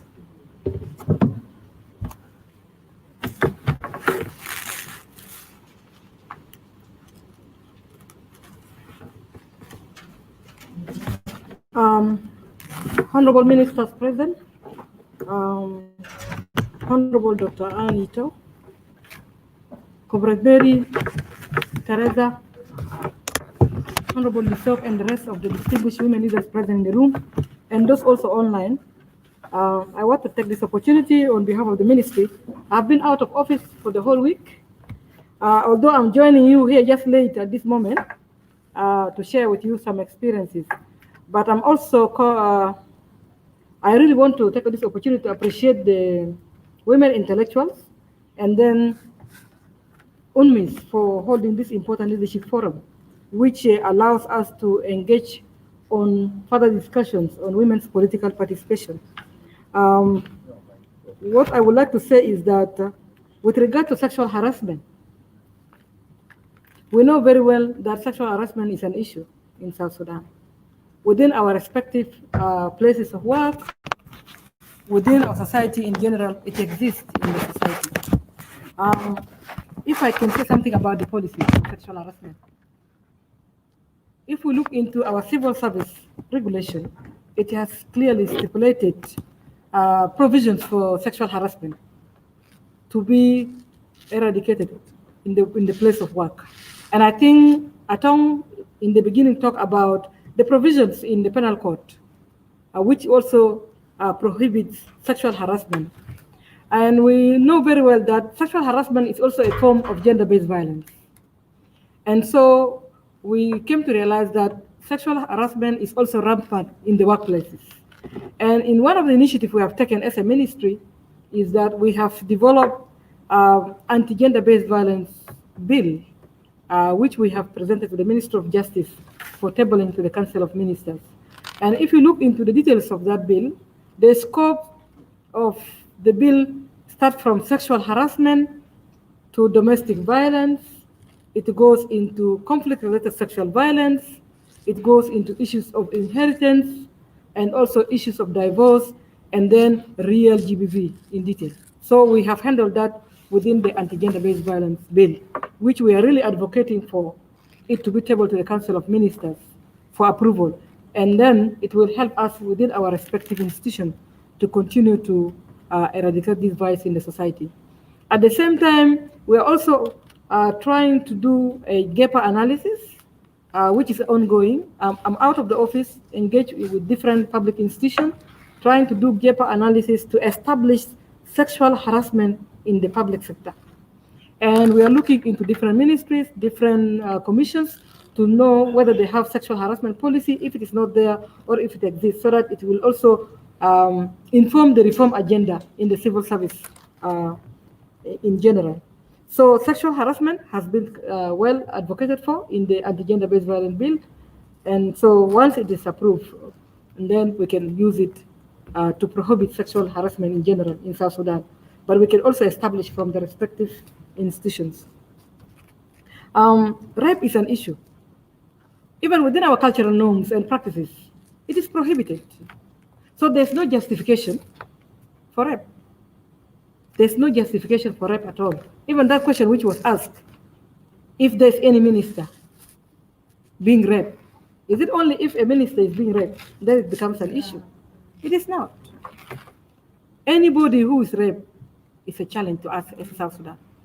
In our society, it is prohibited within our cultural norms and practices. In our tradition, it is not there. It is a new thing that has come up. It questions our morals. It questions what kind of behaviors we are engaging on. And I like the comment there by Dr. Annie too. There's no justification for rape at all, whatever the situation is in South Sudan. So I just want to say something also about the affirmative action in international scholarship. We have the National Social Protection Policy, which have advocated for affirmative action for girls' scholarship. And in practice, it's not there. So there's a gap between policy and practice.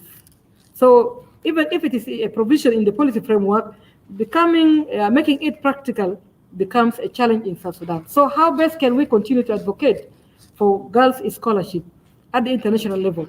So we need to see comprehensive strategies that will help us actually to continue to advocate for that. Issues of political parties. It is a challenge to political parties, but it's also a challenge to the women. We are calling for women to join political parties in big numbers. Yes, that's a good move. But we are also looking into what are they going to do in these political parties. Are they going to be in decision-making position, or are they going to be sweeping the floors, as Dr. Anne has said? We need to look into the agendas of political parties. Are there women agenda in the political parties for women emancipation? If it is not, then we need to challenge ourselves as political parties, but also we challenge women, so that when they become, when they look into issues of political recruitment, they are aware and knowledgeable of where they need to exist. And so political parties, we need to attract women. Within our political parties, we have the women leagues. Can we continue to talk about the women leagues in political parties? That is a very strong wing within political parties that can work for women's advancement within political parties. Are they existing? Are they alive? So another recommendation is really to begin rejuvenating the women leagues in political parties. Thank you.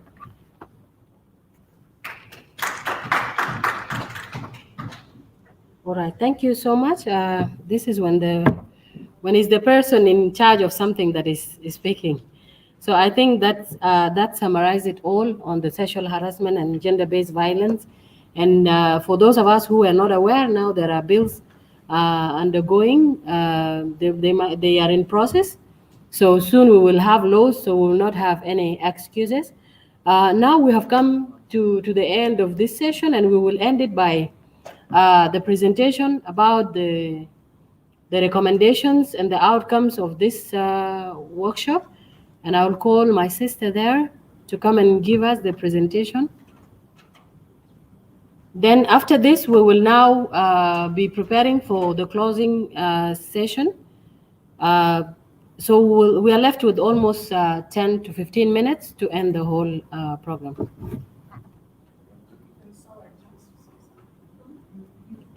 So we will give you at the end. We will give Soa at the end when we were doing the closing to give us words before we close.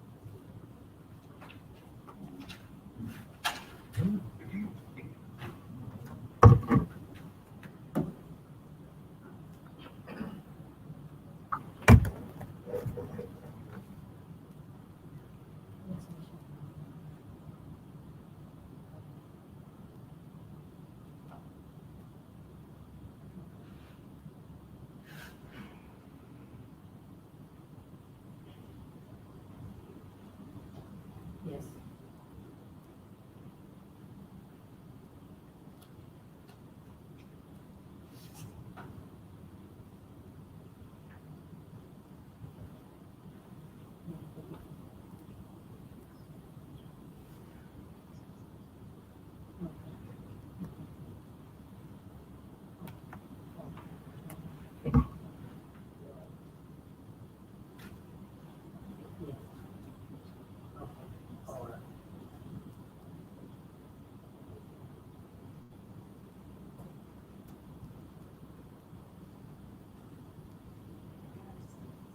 Can we turn on this so that you can share screen? No, because what about the people who are online? You don't want them to see that, yeah? Because maybe they want to hear, they want to add. And that's why I was saying you put it there and share screen. The thing is, how can we do sharing screen with people? Okay. You got it.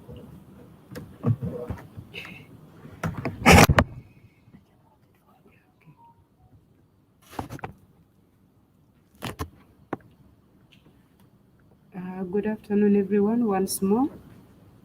We are reading the recommendations for this workshop we have collected from yesterday up to today. This is just a pre-draft of recommendations. Tomorrow or the day after tomorrow, we'll come up with the resolutions, then we will share it accordingly.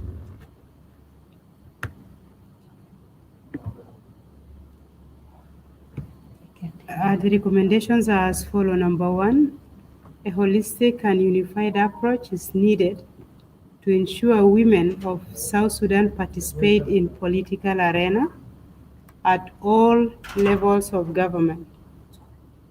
At all levels of government, from grassroots, that's from county commissioners, to states and national portfolios. Number two, women across all political parties need to work together as a bloc to address the issue of 35% discrepancies regardless of their political affiliation, to ensure political parties adhere or implement the principle of 35% quota. Number 3, political parties that fail to incorporate the 35% in its list of appointments of candidates or cadres should be sanctioned. Number 4, upcoming generation of women from the grassroots, PIAMs, women leaders, and national must be provided with capacity building. Number 5, the Ministry of Gender should work hand in hand with the civil society organizations to promote women participation in politics in order to help remove the stereotyping of women politicians. Number 6, there should be continual review of the 35% affirmative action of women representation with respective government institutions and political parties. Number 7, the authorities in South Sudan should engender programs and laws that support women and profile women, like in Rwanda, in South Africa. And South Sudanese should not be constantly be deputized. South Sudanese women, like, we should not look at them like the issue of the appointment of majority appointment of governors, whereby many women were made deputy governors, as though they cannot lead. Number 8, women should work hand in hand with their political parties because their political parties are their gatekeepers. Number 9, a modality should be established to harness barriers like socioeconomic barriers, and that should address to give chance for more women to participate in government. This is because women are more poorer than their male counterparts, perhaps maybe because most of them are not corrupt. Number 10, the UN agencies and international community should support women by offering things like capacity building in areas of awareness, sensitization, and even capacity building not only to the women leaders but to the grassroots mere women, so that they know what is 35%. Every woman need to know whether they have gone to school or not. They need to know their rights. Number 11, South Sudan women intellectual should give the exact percent of their appointed women as per their political parties. Today, people want to know the overall number of women being appointed in this present Archigono. Number 12, the 3 administrative areas should be included in the analysis of the 35% appointment, not just the 10 states. Number 13, South Sudan should develop policies and legislative laws to support senior civil servants. Number 14, there is need to train women in business and fundraising, so that when things comes like election, they will be able to support one another. They can even lend to one another. We never know. Maybe those business will swap to go to politics while they have something running on the other hand. Next is 16, representations of disabled women is needed. Disabled women need to be represented at national and state levels. Number 17, training talented girl child leaders, like by providing them a space for public debates to build confidence for them, because they are talented people. We don't just leave them to debate at the school level. We need some time to bring them to the radios and to the TVs. Number 18, SSWI and civil society should hold another workshop to discuss on barriers and challenges facing women politicians and find a way forward. Number 19, international community should support and fund women politicians during elections. This is because in most cases, especially on the parties which are headed by by men. When this money came, women don't get that money in one way or another. Number 20, development of gender equality laws, as we said before, especially the laws of electoral laws have to be engendered.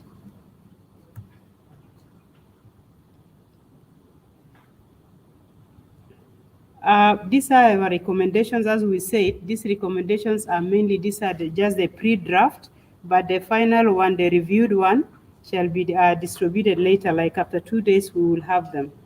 The outcome, the most important thing is the outcome. What do we want from this workshop from yesterday to today? The outcome are just 3 points. Number one, there's need to develop a strategy that address the issue of women participation in governance, in political parties, and in decision-making process across the country. Number two, these recommendations at the end of the day and resolution shall be delivered to the presidency, for consideration and endorsement to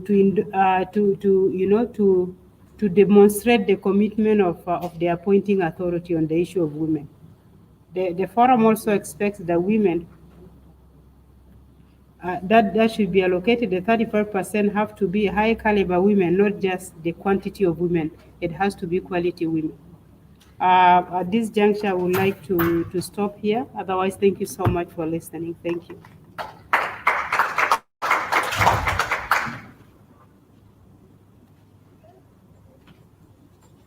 Okay, thank you so much for the presentation. It was very clear.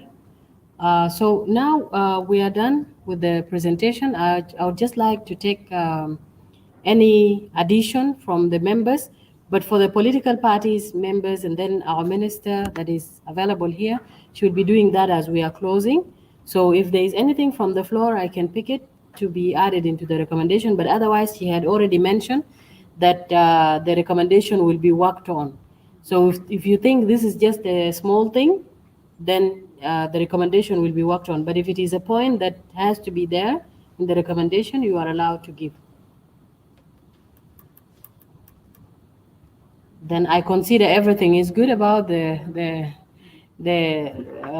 recommendation. So now I'll give the chance to our sister, Dr. Victoria, to come and continue with our closing session. Thank you so much, Molana Tong, and I want to thank all the participants and everyone who have contributed to this document. The document is going to be refined and worked on and shared with everybody, and it's also going to be on the website of South Sudan Human Intellectual Forum. Now, I want to give opportunity to a few people to give few remarks, just a minute or two, and I'll give an opportunity to women in disability to give us just few points before we start the official closing of the meeting. Women from disability, if one person can come to the podium with the interpreter, just to give us a minute or two. Followed by one of our young women that we've already spoken to earlier. She's also going to give us a remark because they're part of the meeting and then we need to hear their voices as well, the voices of young women.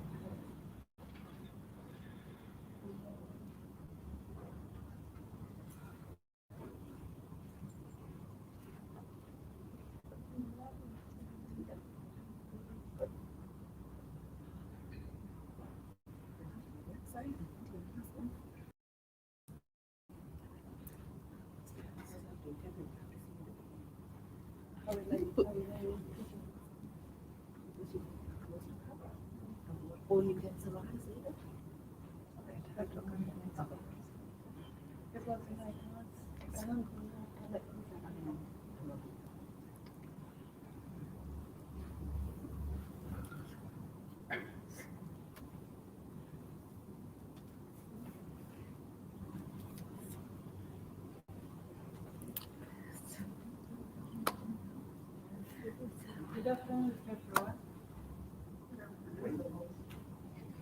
Good afternoon, everyone. Good afternoon.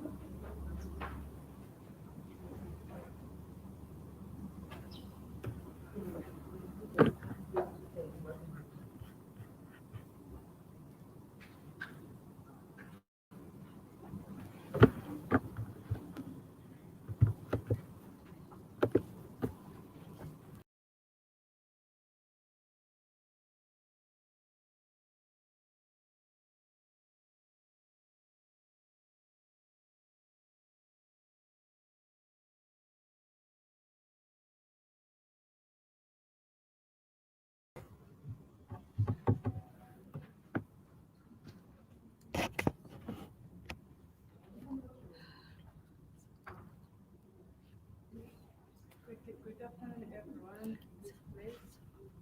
I won't speak a lot, but I'll just give a brief about the workshop. I'll just give brief about the workshop. I would really want to thank all of you, different ministers, talking about the 35%.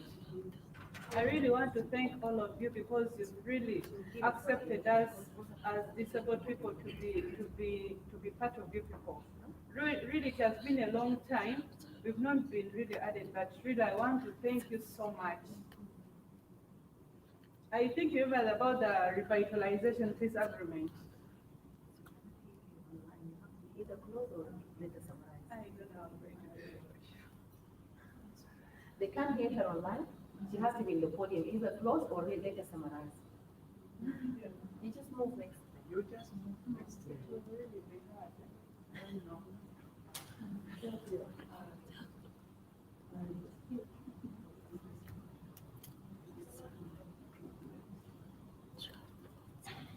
Can she use one of the other laptops? Yeah. Let's give her a laptop. I think it's the best way. Because I can't stand her like this. You go and sit where Honorable is and look at her and interpret. It's fine.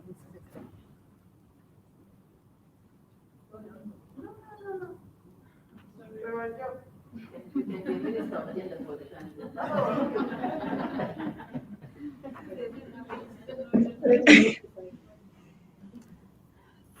Can I remove the mask?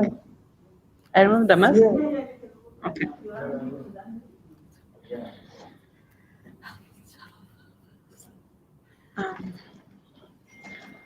I respect all the women, the ministers, and everyone who is around in this workshop. Really, I'm so happy because of the idea you brought in this workshop. I also love to thank the SSWI for the 35%. It's really very, very important. Very, very important. That is really the advocacy for the adding of the disabled women in the 35%. Actually, time back they were really advocating about it, but it was not in action. They really forget them.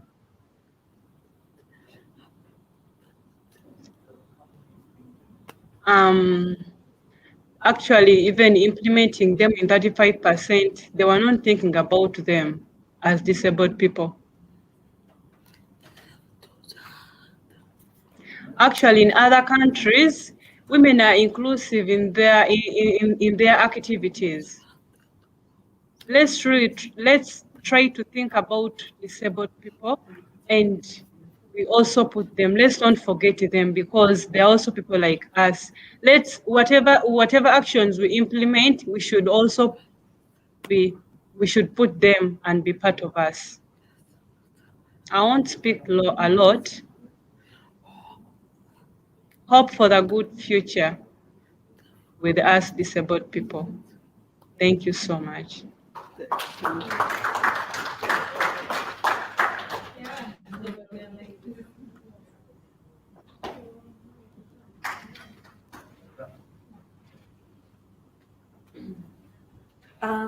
Thank you so much for that remark.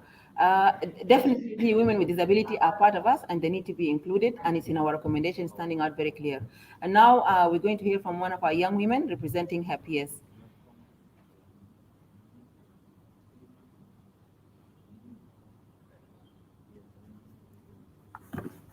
Thank you, Madam Moderator. For purposes of time, I'll say all protocol observed. This, for us, especially as young women, was really an enlightening session. We like the intergenerational nature of the discussions and the willingness of women to be able to come up with a collective and unique strategy to be able to see that the 35% implementation is moved forward together, young, old, and everyone inclusively. For women affirmative action to be a success, I think it's very important moving forward that we continue with the same spirit of collectiveness, of working together.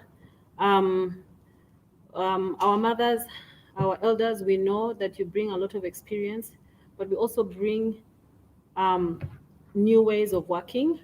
And we have availed that. Atong yesterday availed the women advocates ability to be able to support. The women advocates are mainly made of young women. And in so many other areas, in the digital space, in the new ways, especially now that we are affected by COVID-19. So we thank you for making this space open, the organizers of this event, but we also want to assure you of our willingness to support this. 35% doesn't know old women, it doesn't know young women, it only knows women. And we hope that we can continue to move together with the same spirit. Thank you so much. Thank you so much for those remarks. I think one important point we need to note here is that sometimes these young women are missing out. They miss out on the 35% because we regard them as youth. They went to the youth also say you are women. So they're in between and they don't know where to go. So it's very important also to look into this issue because they also deserve to be represented. They also have a voice. They can be at all levels of government, though being young, and missing out on both sections is a big issue that we need to address, all of us. Thank you so much for being there, representing your peers. Now I give chance to political parties. I'll call upon Honorable Engineer Teresa Cericio Ero to give us a few remarks.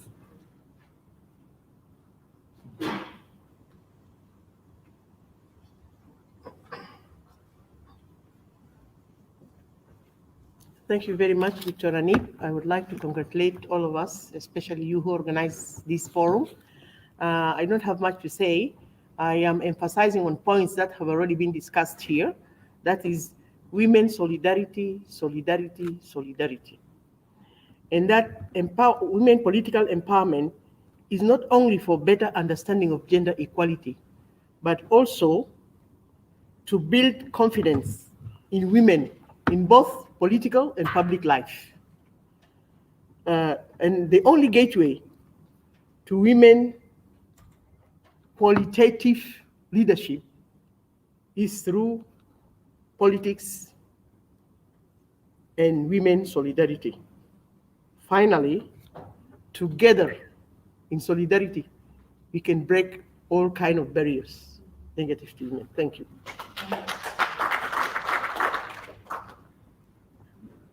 Thank you, Honorable Teresa Cericio, for making it brief. I'll give an opportunity to Honorable Maria Pai to give us a few remarks.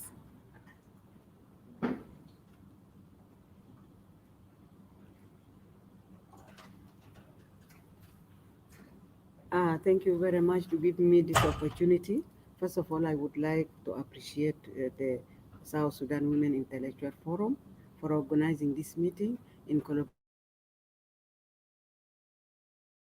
We discuss and see how the 35% can be implemented or the achievement of 35% or challenges even. Thank you so much. Our coming together is a strength for us as women so that we can advance the cause of women of South Sudan.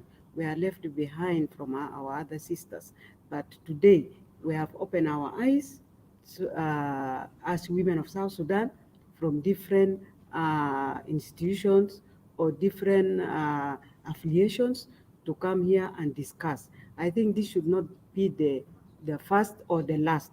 Let's come regularly together so that we are together and push for the cause of the women of South Sudan. Thank you so much. Thank you, Honorable Mary. Definitely, that's not going to be the end of it. We need to have continuous engagement, all of us as women, regardless of our political affiliation, regardless of our views. We need to come together as women of South Sudan to advance the agenda of women because we have to do it together as a bloc, as one of our recommendations. Now I'm going to call upon Honorable Dr. Anito, our member to the East African Legislative Assembly, EYALA, and also one of our women leaders, to give us just a few remarks. We cannot miss you being here and not giving us remarks. Have you finished with the political party? Yes. Okay. You have not finished? No, she's going to talk as a minister. Okay, I understand. Honorable Josephine will talk as one of the ministers. Okay. Even the secretary is acting here on behalf of Minister of Gender. Okay. She's also having a chance. Okay. We're not leaving anyone behind. Okay. Well, I want to thank you very much for the opportunity. if you can remember the first meeting we had with yourself and Gladys, I said I did not want yet another workshop. I'm tired of workshops. So I said we have to be focused because we need. Unmute? Oh, sorry. Okay. Which face? How can I adjust my face? I should look that way? You tell me very strange things. How do I adjust my face? Okay, well, thank you very much. Do I repeat because it was not on? Okay, thank you very much. When we were getting to organize this forum, I had told Gladys and Dr. Victoria that I didn't want to participate in yet another workshop because I'm tired of workshops. And what I wanted was for us to focus on the way forward, and we bring women together to do that. What I can say today is I'm really satisfied. I'm very, very happy with the outcome for a number of reasons. Reason number one is, for me, this is the first forum where women got together, never pointed finger at one another, never slept, and they are united for a purpose. The first time, because most of the time you find women pointing fingers at themselves and they leave and ignore the center of things. I'm very happy with this. The second is, and as I said before, the political parties, the government, and the civil society should stand together. And here is the best example for that.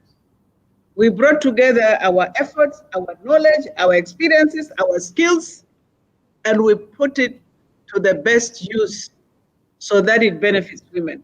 For me, I see this as something that should continue. We should not look at, this is, I don't want that, and that is our problem. We are not our problem. Other people are our problem. Women are not their problem. So let's use all the skills and effort and knowledge to better ourselves. Today also we went beyond 35%. And we look at other options of how other countries push forward the gender agenda. And I think we are richer today than we were before this meeting. It gives us opportunity to include more and to challenge ourselves more. Finally, I hope this is only the beginning. I hope that out of those resolutions or recommendations, we will not slip. Maybe every other month, we'll be picking one of the things and begin looking at them. So I'm really happy, and I want to thank UNMISS for providing the funding, and I want to thank the South Sudanese Women Intellectual Forum for giving us their best skills and for mobilizing using this new technology. I want to thank the ministers for taking women seriously, because it's only then when we come together that we'll be all stronger. And I want to thank the youth women and women with disabilities. It actually expands, the participation of everybody expands our understanding of what are the concerns of women and how we should work together. I thank you all for being here and for all your ideas and contribution. For me, I have 100% commitment, women. I hope you'll challenge yourself and tell yourself, I'm also 100% committed to pushing the issue or the agenda of women forward. Thank you very much. Thank you so much, Honorable Dr. Anito. Honorable Dr. Anne has been very instrumental in the success of this meeting. She's been supporting the organization, and we really give credit back to her. And we hope that we have to bridge the gap and work with all of us together as women, regardless of our status, regardless of our age, regardless of our educational background. This is where women agenda can be advanced by coming together and work together. Now I give the opportunity to our ministers. The Minister of Gender has apologized because of conflicting priorities, but and the Secretary of the Ministry of Gender, Madam Honorable Esther Kire, is with us here. And Esther is one of the people who has really worked tirelessly over the last few years in the Ministry of Gender and outside the Ministry of Gender to advance women agenda. Thank you, Honorable Esther, for standing up for the rights of women and for supporting women of South Sudan. Please come and give us a few remarks on behalf of your minister and on your own behalf.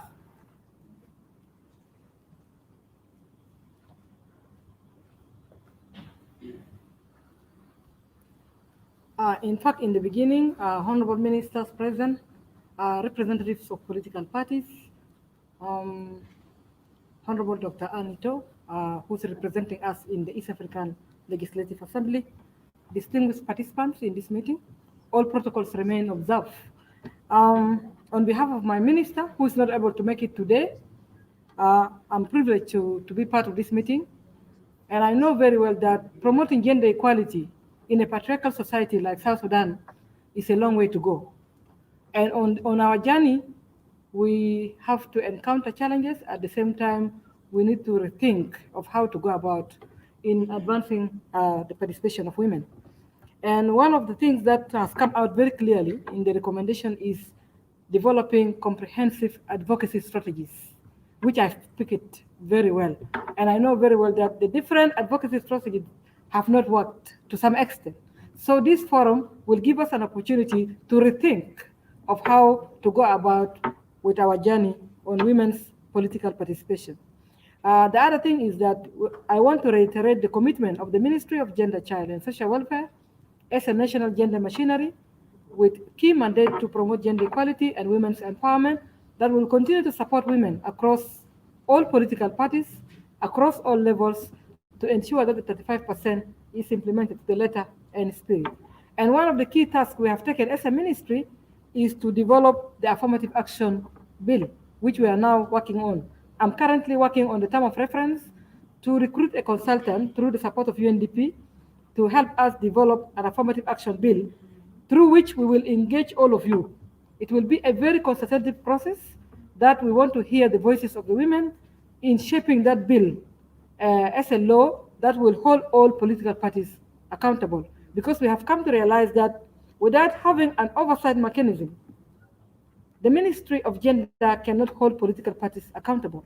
So having an oversight mechanism above all political parties will be one way to go from the ministry's perspective. So I reiterate our commitment to support the move on our journey to political participation. Thank you for your attention.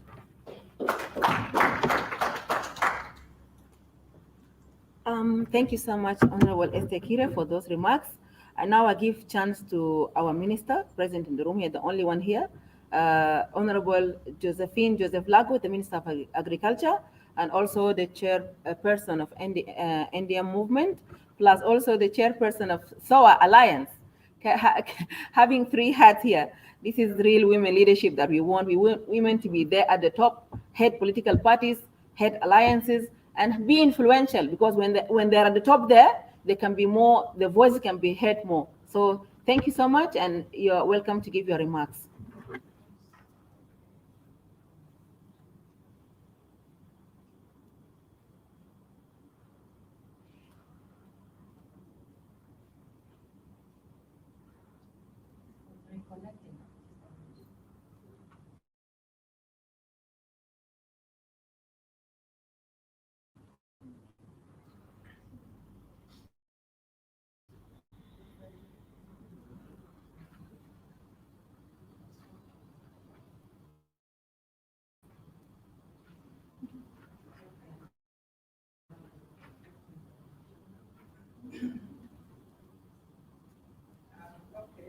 Thank you very much.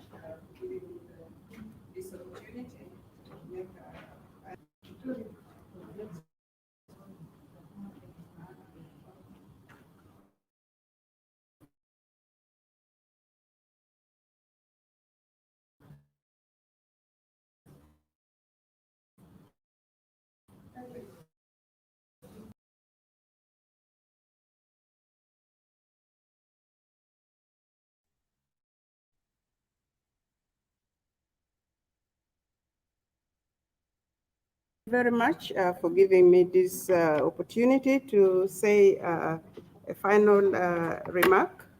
But before I start, let me just make a little correction. Is it okay? Yeah, I'm the chairperson of PDM, not NDM. That is the People's Democratic Movement. PDM is a constituent member organization of South Sudan Opposition Alliance. The alliance is composed of 8 different political parties. Yes, currently I'm the serving chair of the South Sudan Opposition Alliance, but I'm also the member of the board of Citizen board member. I'm also a member of the National Transitional Committee, NTC, and besides my responsibility now as Minister of Agriculture and Food Security. And I'm saying all this because I think it is important for us to understand that when we step up, there may be opportunities for us to grab. And I don't mean to grab literally. I just want to say how I became the chair of South Sudan Opposition Alliance. And it wasn't something which I personally aspired for, but an opportunity arose when all the 7 men leading the other parties to the alliance sort of started to distrust themselves, became very, very suspicious of each other, and everyone had their own agenda and what have you. And so in a way, I became the compromise candidate whom they also felt that, will be able to be fair to all the members of the alliance. It was a tough decision, and but there, it went. I did not nominate myself. I was nominated. I was seconded by my male colleagues, and in the end, I went elected unopposed. Now,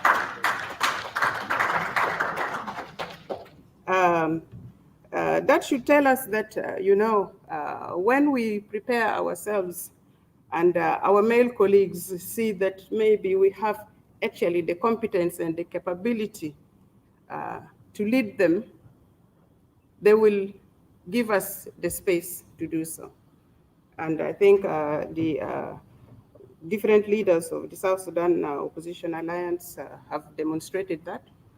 The other thing which they are demonstrating at the moment is that in spite of the fact that we're supposed to be electing our chair every 6 months, for the purpose of stability in the alliance, and for the purpose of ensuring that ultimately we achieve the purpose of this revitalized agreement, there is a consensus that, at the moment, let us not rock the boat. So here I am continuing as the chair of the South Sudan Opposition Alliance. A question was asked, what have we done, or what are we doing to invite women to join, in this case, the parties of the alliance?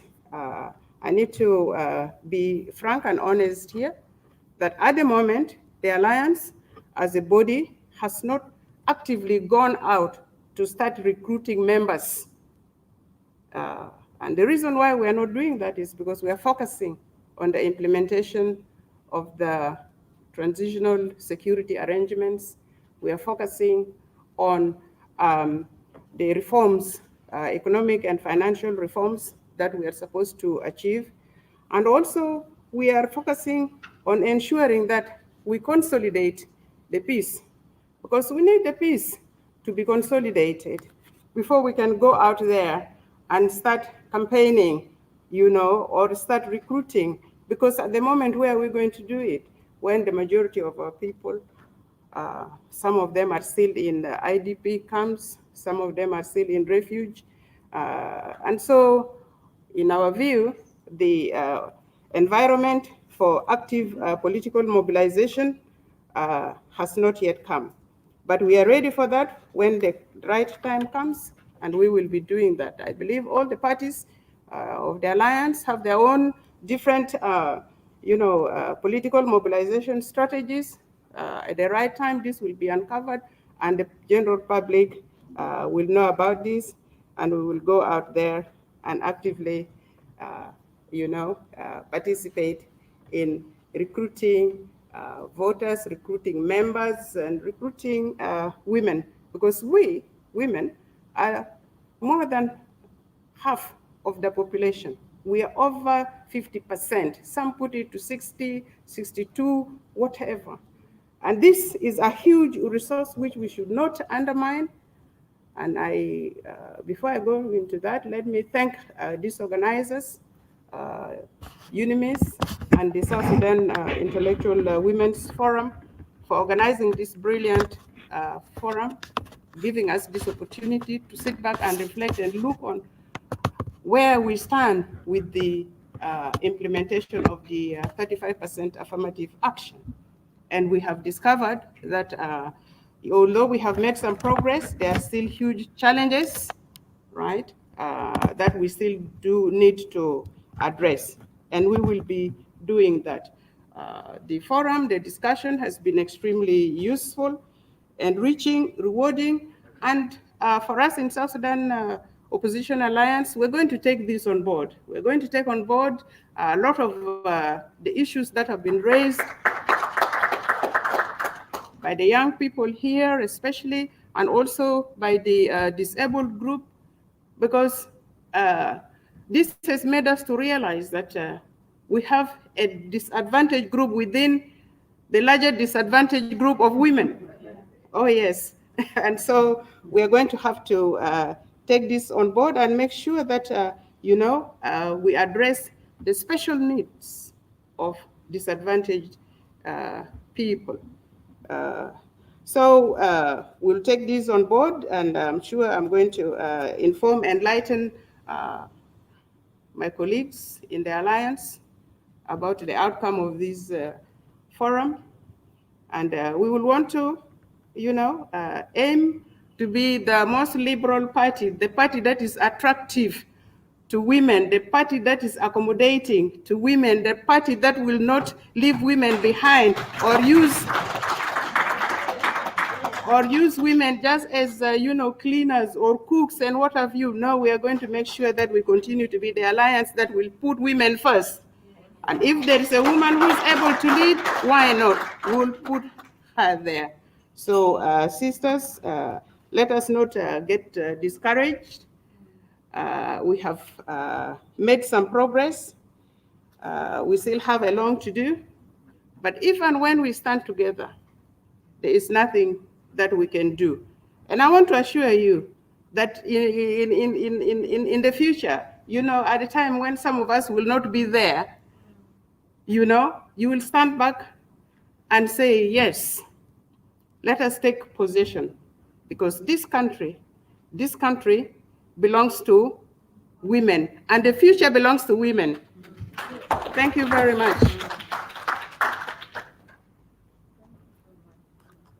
Thank you so much, Honorable Minister, Honorable Josephine, and sorry for the oversight. Yes, indeed, the future belongs to women.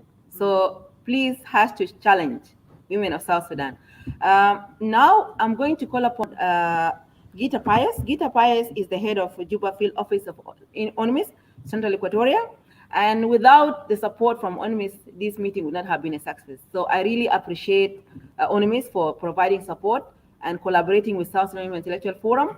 And I also want to have a special thanks to Gladys Philip, one of our own, who is the National Gender Affairs Officer for UNMISS Central Equatoria. Without the coordination and commitment from Gladys, we would not have also been here.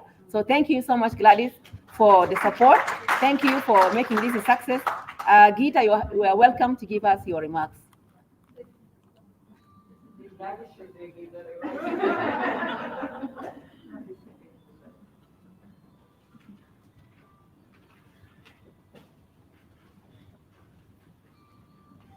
very all the protocols observed. I'm very happy to be here today. That it is maybe before Gladys going for the meeting, first meeting with Dr. Anna. I was speaking to her that it is, what is lacking is in South Sudan is the unity, the lack of unity. And we goes for the workshops and it is everybody talk and then it is to give. So I'm so glad to hear that Dr. Annie noted that it is today, this workshop was created a very unity among the South Sudanese. It's much more on the work of the South Sudanese Intellectual Forum. I really thank you for that, this initiative that it is, you're able to bring all the ministers and their commitment is here. As we know that it is the UN as in a big way that it is we promote from the, particularly the Secretary General promote the gender parity. So the UN stands for that it is on big way that it is on the gender parity and putting women in the right places in the decision making. We don't need the mere representations. We need the women at the right decision places. And the UN and the United Nations also runs very much of the senior women leadership programs and putting for the women in mostly in 50%. So that is also running. So here for the South Sudan, this is our commitment. We are committed to create that it is the forums in the same way that it is we supported these programs, create more political space, looking for that it is to bring more awareness to the young women to bring us then into the political space. So that we sent that maybe ask Gladys, because Gladys runs very particularly for very much committed at the gender division in the in UNMISS. So we are here that it is, and also please demand, always demand us, because sometimes we don't know, because we are so many things we are dealing with that. But then when you need that, it is, you wanted to unite, you have to come, please demand us. We create the programs for you. Thank you. Thank you so much. Okay, thank you so much, ladies and gentlemen, Honorable Minister of Agriculture, all protocols observed. I don't have much to say actually. Gita has said it all, but I'm really very delighted today for the success of this forum. We have been working hard since December. We've been meeting with Honorable Dr. Anne, and she has been very influential and very helpful, very supportive. And I appreciate also Dr. Victoria.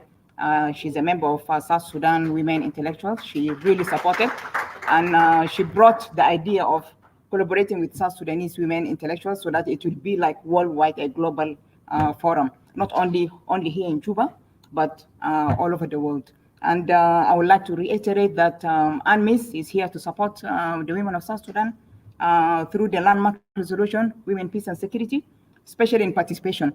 Participation is key for UNMISS, is a mandate. And with the support of Gita, my supervisor, we'll be able to do it. And please come to us. You are not alone, we are together. We'll be able to do many other things. And I hope this forum will be the beginning, not the end, of a successful future for women. Thank you so much.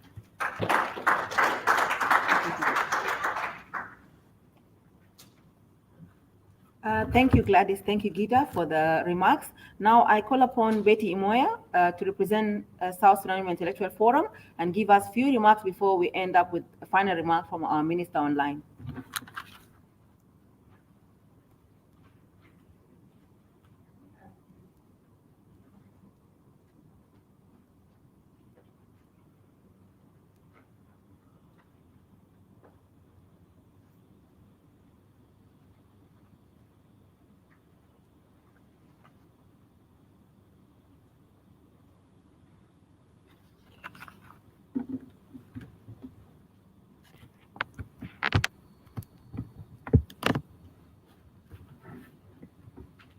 Honorable Minister of Defense, Honorable Minister of Agriculture, Honorable Member of Parliament in East Africa Community, the Honorable Under Secretary of Gender, UNMISS, Head of UNMISS Central Equatorial State,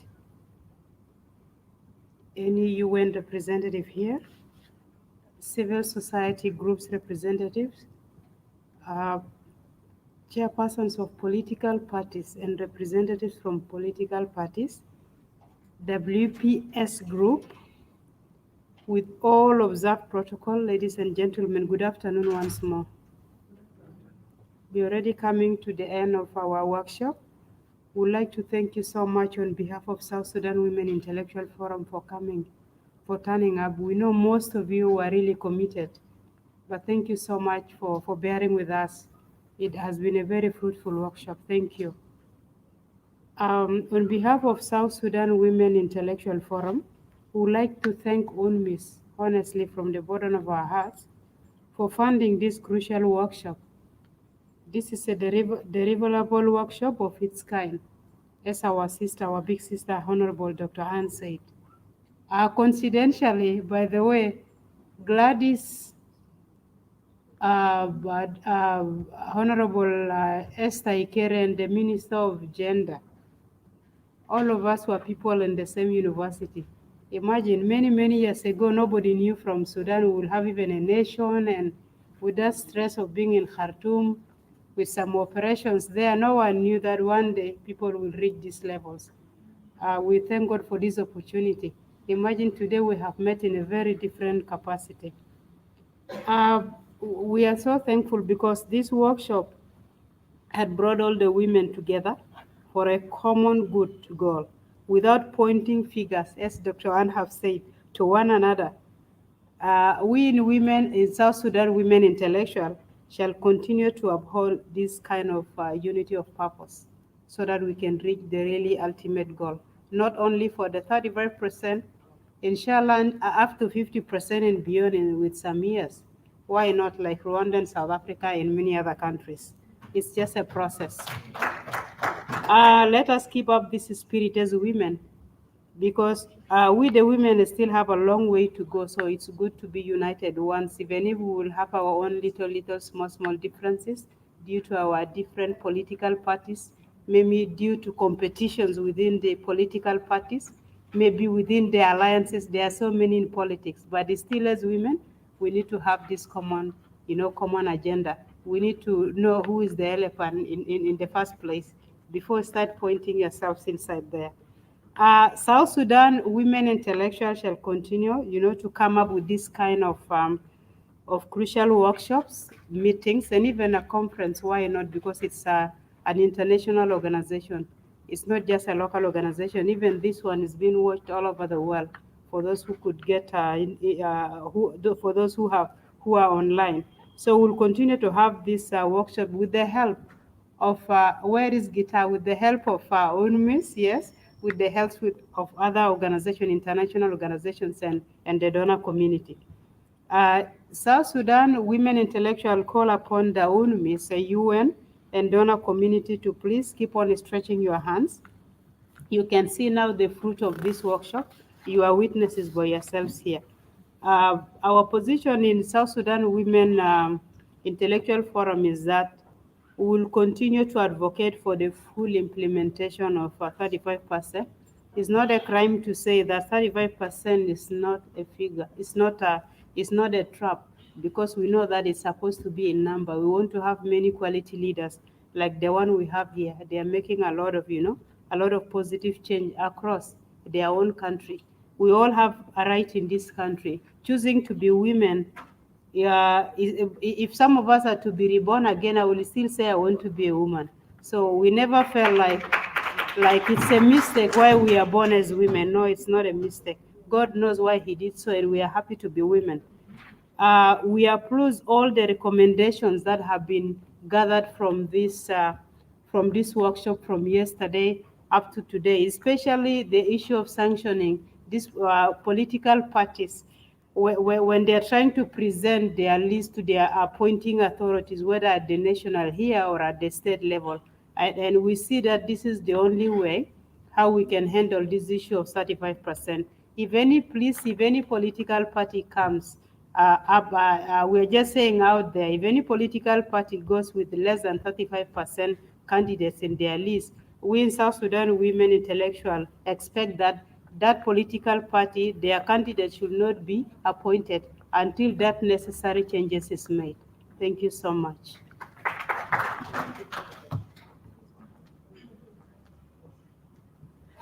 Thank you, Betty, for the remark. Chantel is online, and Chantel is Senior Gender Advisor for RGMEC, and RGMEC is an important stakeholder in the RCS. And I will let Chantel give us a few remarks before we have final remarks.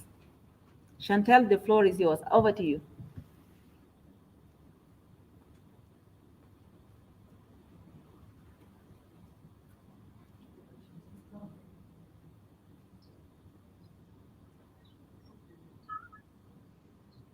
Hello, can you hear me?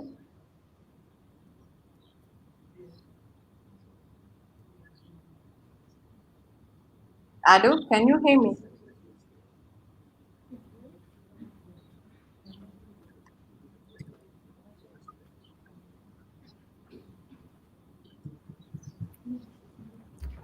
Chantel, are you muted? No, I'm unmuted. We are waiting for your remarks. Yeah, but can you hear me? Can you hear me?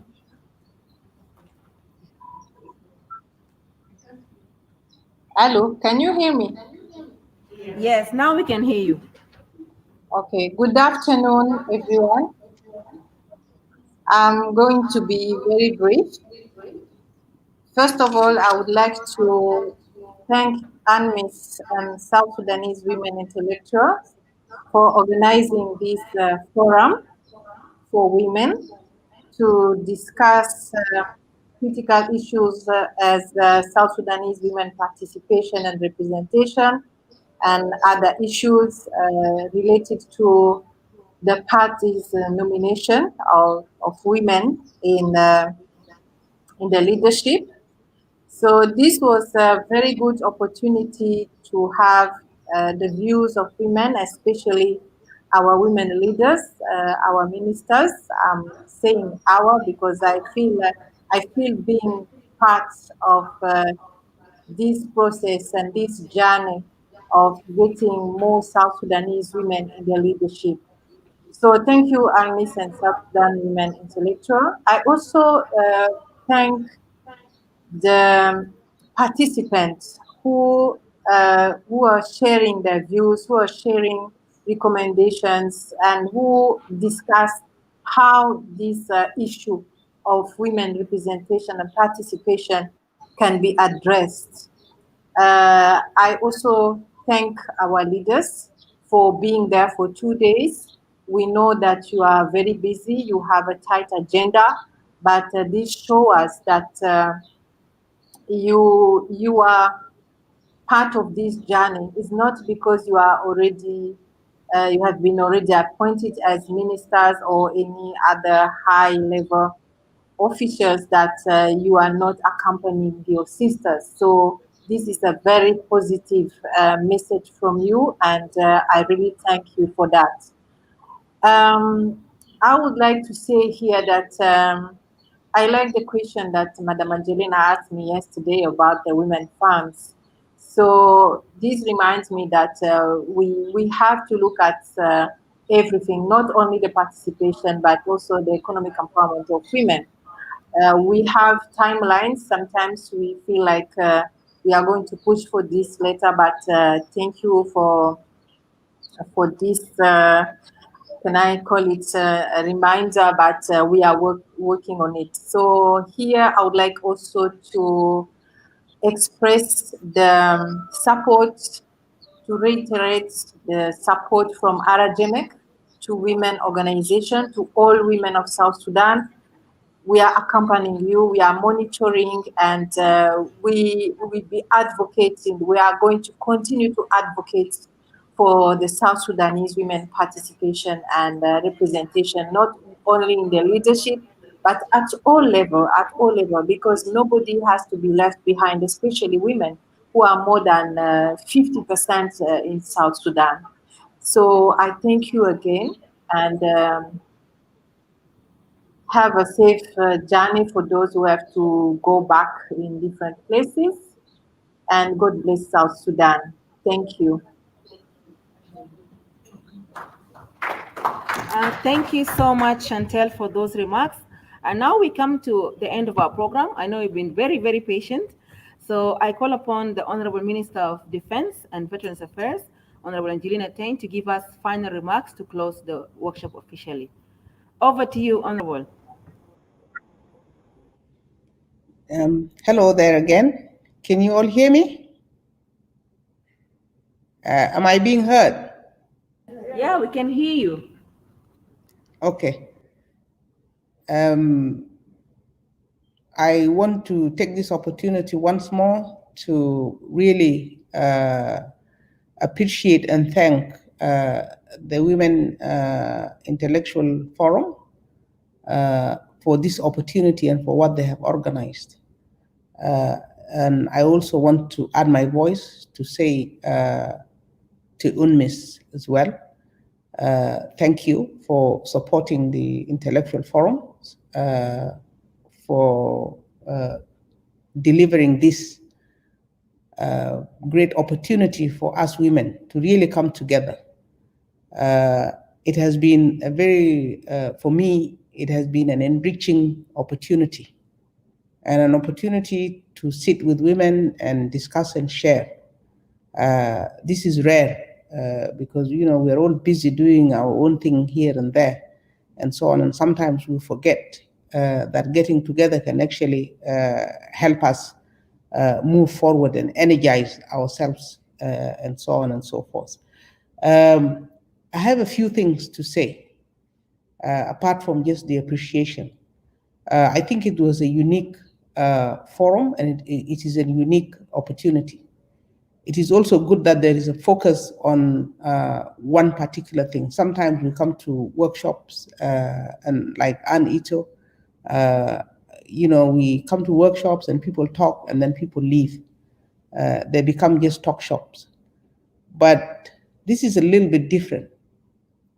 It's a little bit different because it's focused on one particular thing. And this one particular thing is the participation of women in politics and in political positions, with a focus on the 35% affirmative action. A number of recommendations that have come up are very, very good. But I want to also add one more recommendation, which is very important. I think one thing that we need to add is to put forward as part of our advocacy, the government funding for women who are aspiring for to be in politics in general. And this can be done through political parties. So political parties, depending on the number of women they have in leadership, the number of women they have in their membership, the government should allocate grants, for women. I think this is important.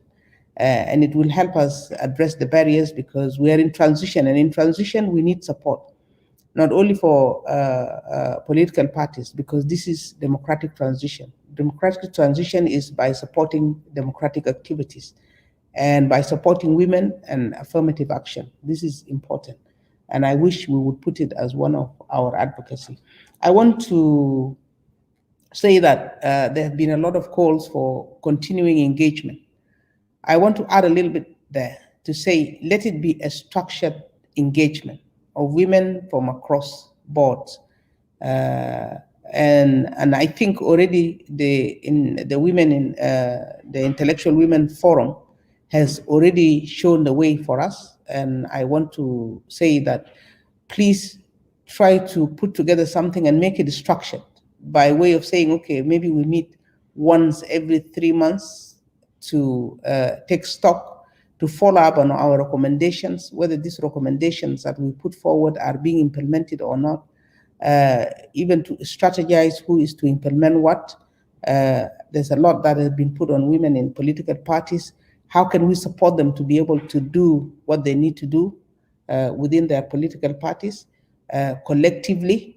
I think this will help us monitor our progress in ensuring this affirmative action is implemented, and especially comes time for election, we are able to take our positions as women leaders and so on and so forth. I think this is key I also think that the structured engagement would help us to identify whom to target.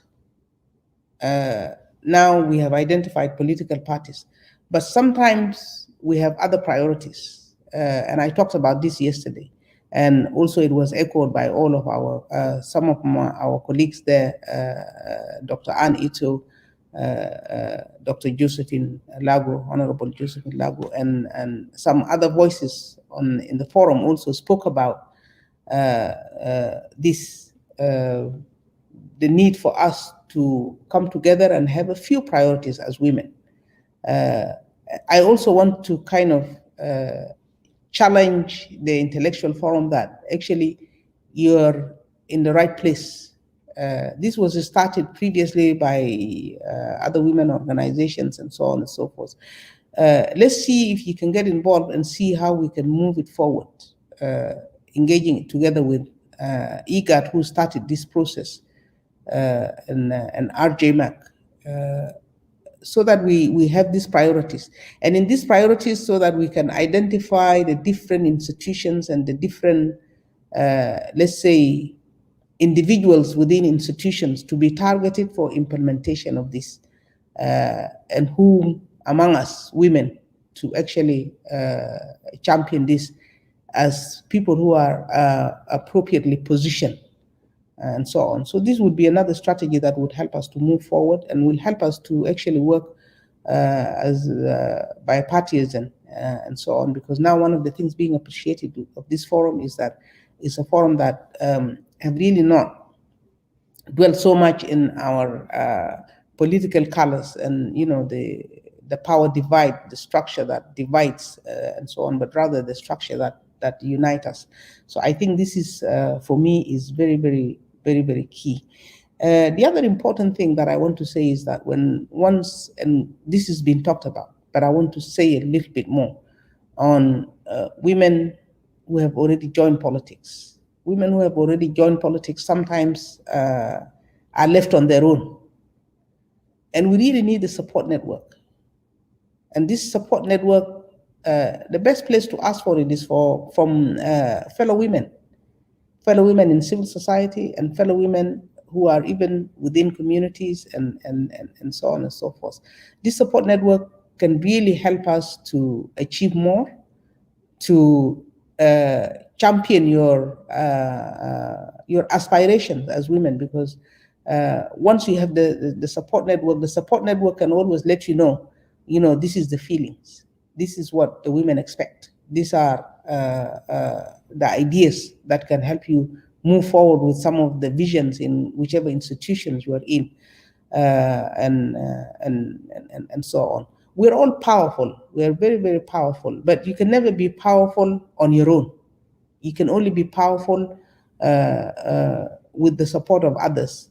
And this power put together, I believe we can really move this country forward, as was said earlier, move this country out of stagnation, and so on. So I want to also urge on that. Also, mentoring, and this is to my colleagues, mentoring our next generation of leaders. We have a lot of promising young women, very, very highly intellectual, but you need to expose them more and, give them some ideas and how we are managing in this difficult space we are in, so that, they come up and they are well equipped, able to manage and not have to learn through trials as we are learning through trials, and so on. We've learned a few from our pioneers. There were lots of women pioneers in South Sudan, but still our younger generation needs that mentoring and so on. It's something that we also need to act very explicitly. Now, to me, the most important is implementation. When you come up with such mechanisms, such recommendations, and resolutions, I think our downfall has been that we have not always thought carefully on mechanism for implementation of some of the recommendations that we put forth, and so on.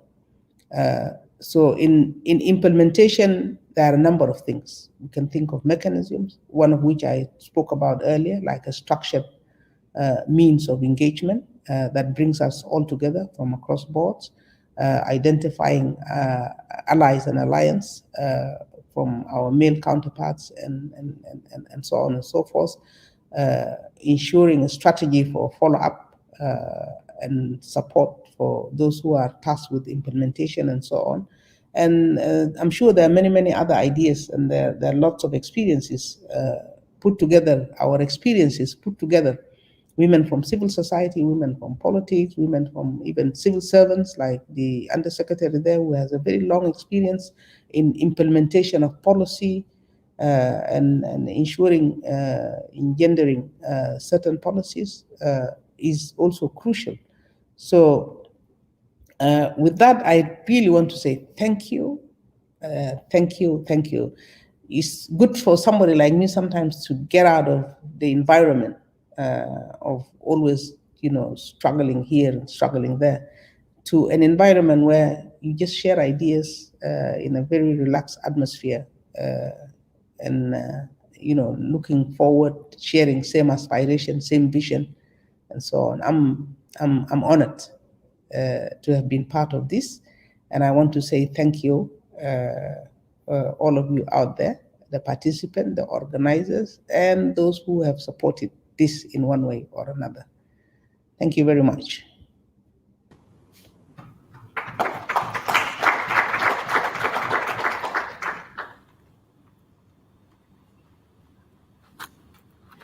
Thank you so much, Honorable Minister for Defense and Veteran Affairs, Honorable Angelina, for those closing remarks. We have come to the end of our program, and I really want to thank each and everyone who has made this program a success, starting from the organizing committee, Honorable Rose Lesuk Polino, Maulana Atong, Honorable Annie To, Gladys Philip from UNMIS, and Betty Emoya, and most importantly, a special thanks to our founder of SSWIF, Aisha Aniri, who is now online. I think some of you will be surprised to know that Aisha is in Canada and she has not slept for the last 2 days, because now it's 4 a.m. in the morning and she's been staying up all night till morning. Aisha, thank you so much. I know you're always not on camera, but special thanks goes to you. Yeah, it's also worth mentioning that we have 6,000 viewers online, and we're expecting to have more people watching, and that's good for you as political leaders when people out there know what you're doing and see that women of South Sudan has come together regardless of their political affiliation, regardless of political parties, regardless of whatever, they have come together to talk and deliberate on women issues. I also want to thank our volunteers, Francis and the IT team, who have been here supporting South Sudan Women's Intellectual Forum, and special thanks go to women with disabilities and our young women leaders who are here in the room with us. Thank you so much for being here with us. I just want to thank Gladys, special thanks for her coordination, for coordinating this activity and making it good. And I want to thank our ministers. This is the first time we're having our ministers full time. It doesn't happen often. It doesn't happen often. Because often they come for closing and opening of meetings. Please, we don't want you to come and close and open.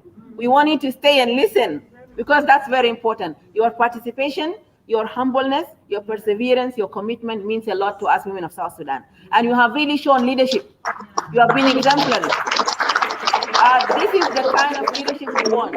As a leader, you need to be accessible to your people, to your constituency. Don't hide. Don't say, don't give people like not having access to you. It's not good. You have to interact with women, with everybody, regardless, so that I think some people are not muted. So that's very important for us to come together, like what Honorable Angelina has mentioned earlier. South Sudan Women Intellectual Forum is going to try its best to organize a forum for women of South Sudan to come together and deliberate on other important issues. One other message from our founder, and our head of South Sudan WIF, is we want our women leaders to participate in our special editions. I think Honorable Josephine has done one before. We do have a special editions every Sunday evening where we invite one-to-one of our leaders to come and talk about important issues. Last week, we were honored to have Honorable Dr. Anito talking about East African community, and we want you to participate in that special edition. So please cooperate with us. We also want the support from you to support SSWIF, because that we feel that it's an important platform for women to come together and share ideas, expertise, and discuss issues. Aisha, are you still online or are you going to bed? Aisha, thank you so much once more for your support and for making South Sudan Women's Intellectual Forum a platform for all the women, regardless of their age and gender, or regardless of where they work or their status. That's what we need as women of South Sudan, and we hope that we will be interacting more often, and we have other forums that will bring us together like today. Thank you so much.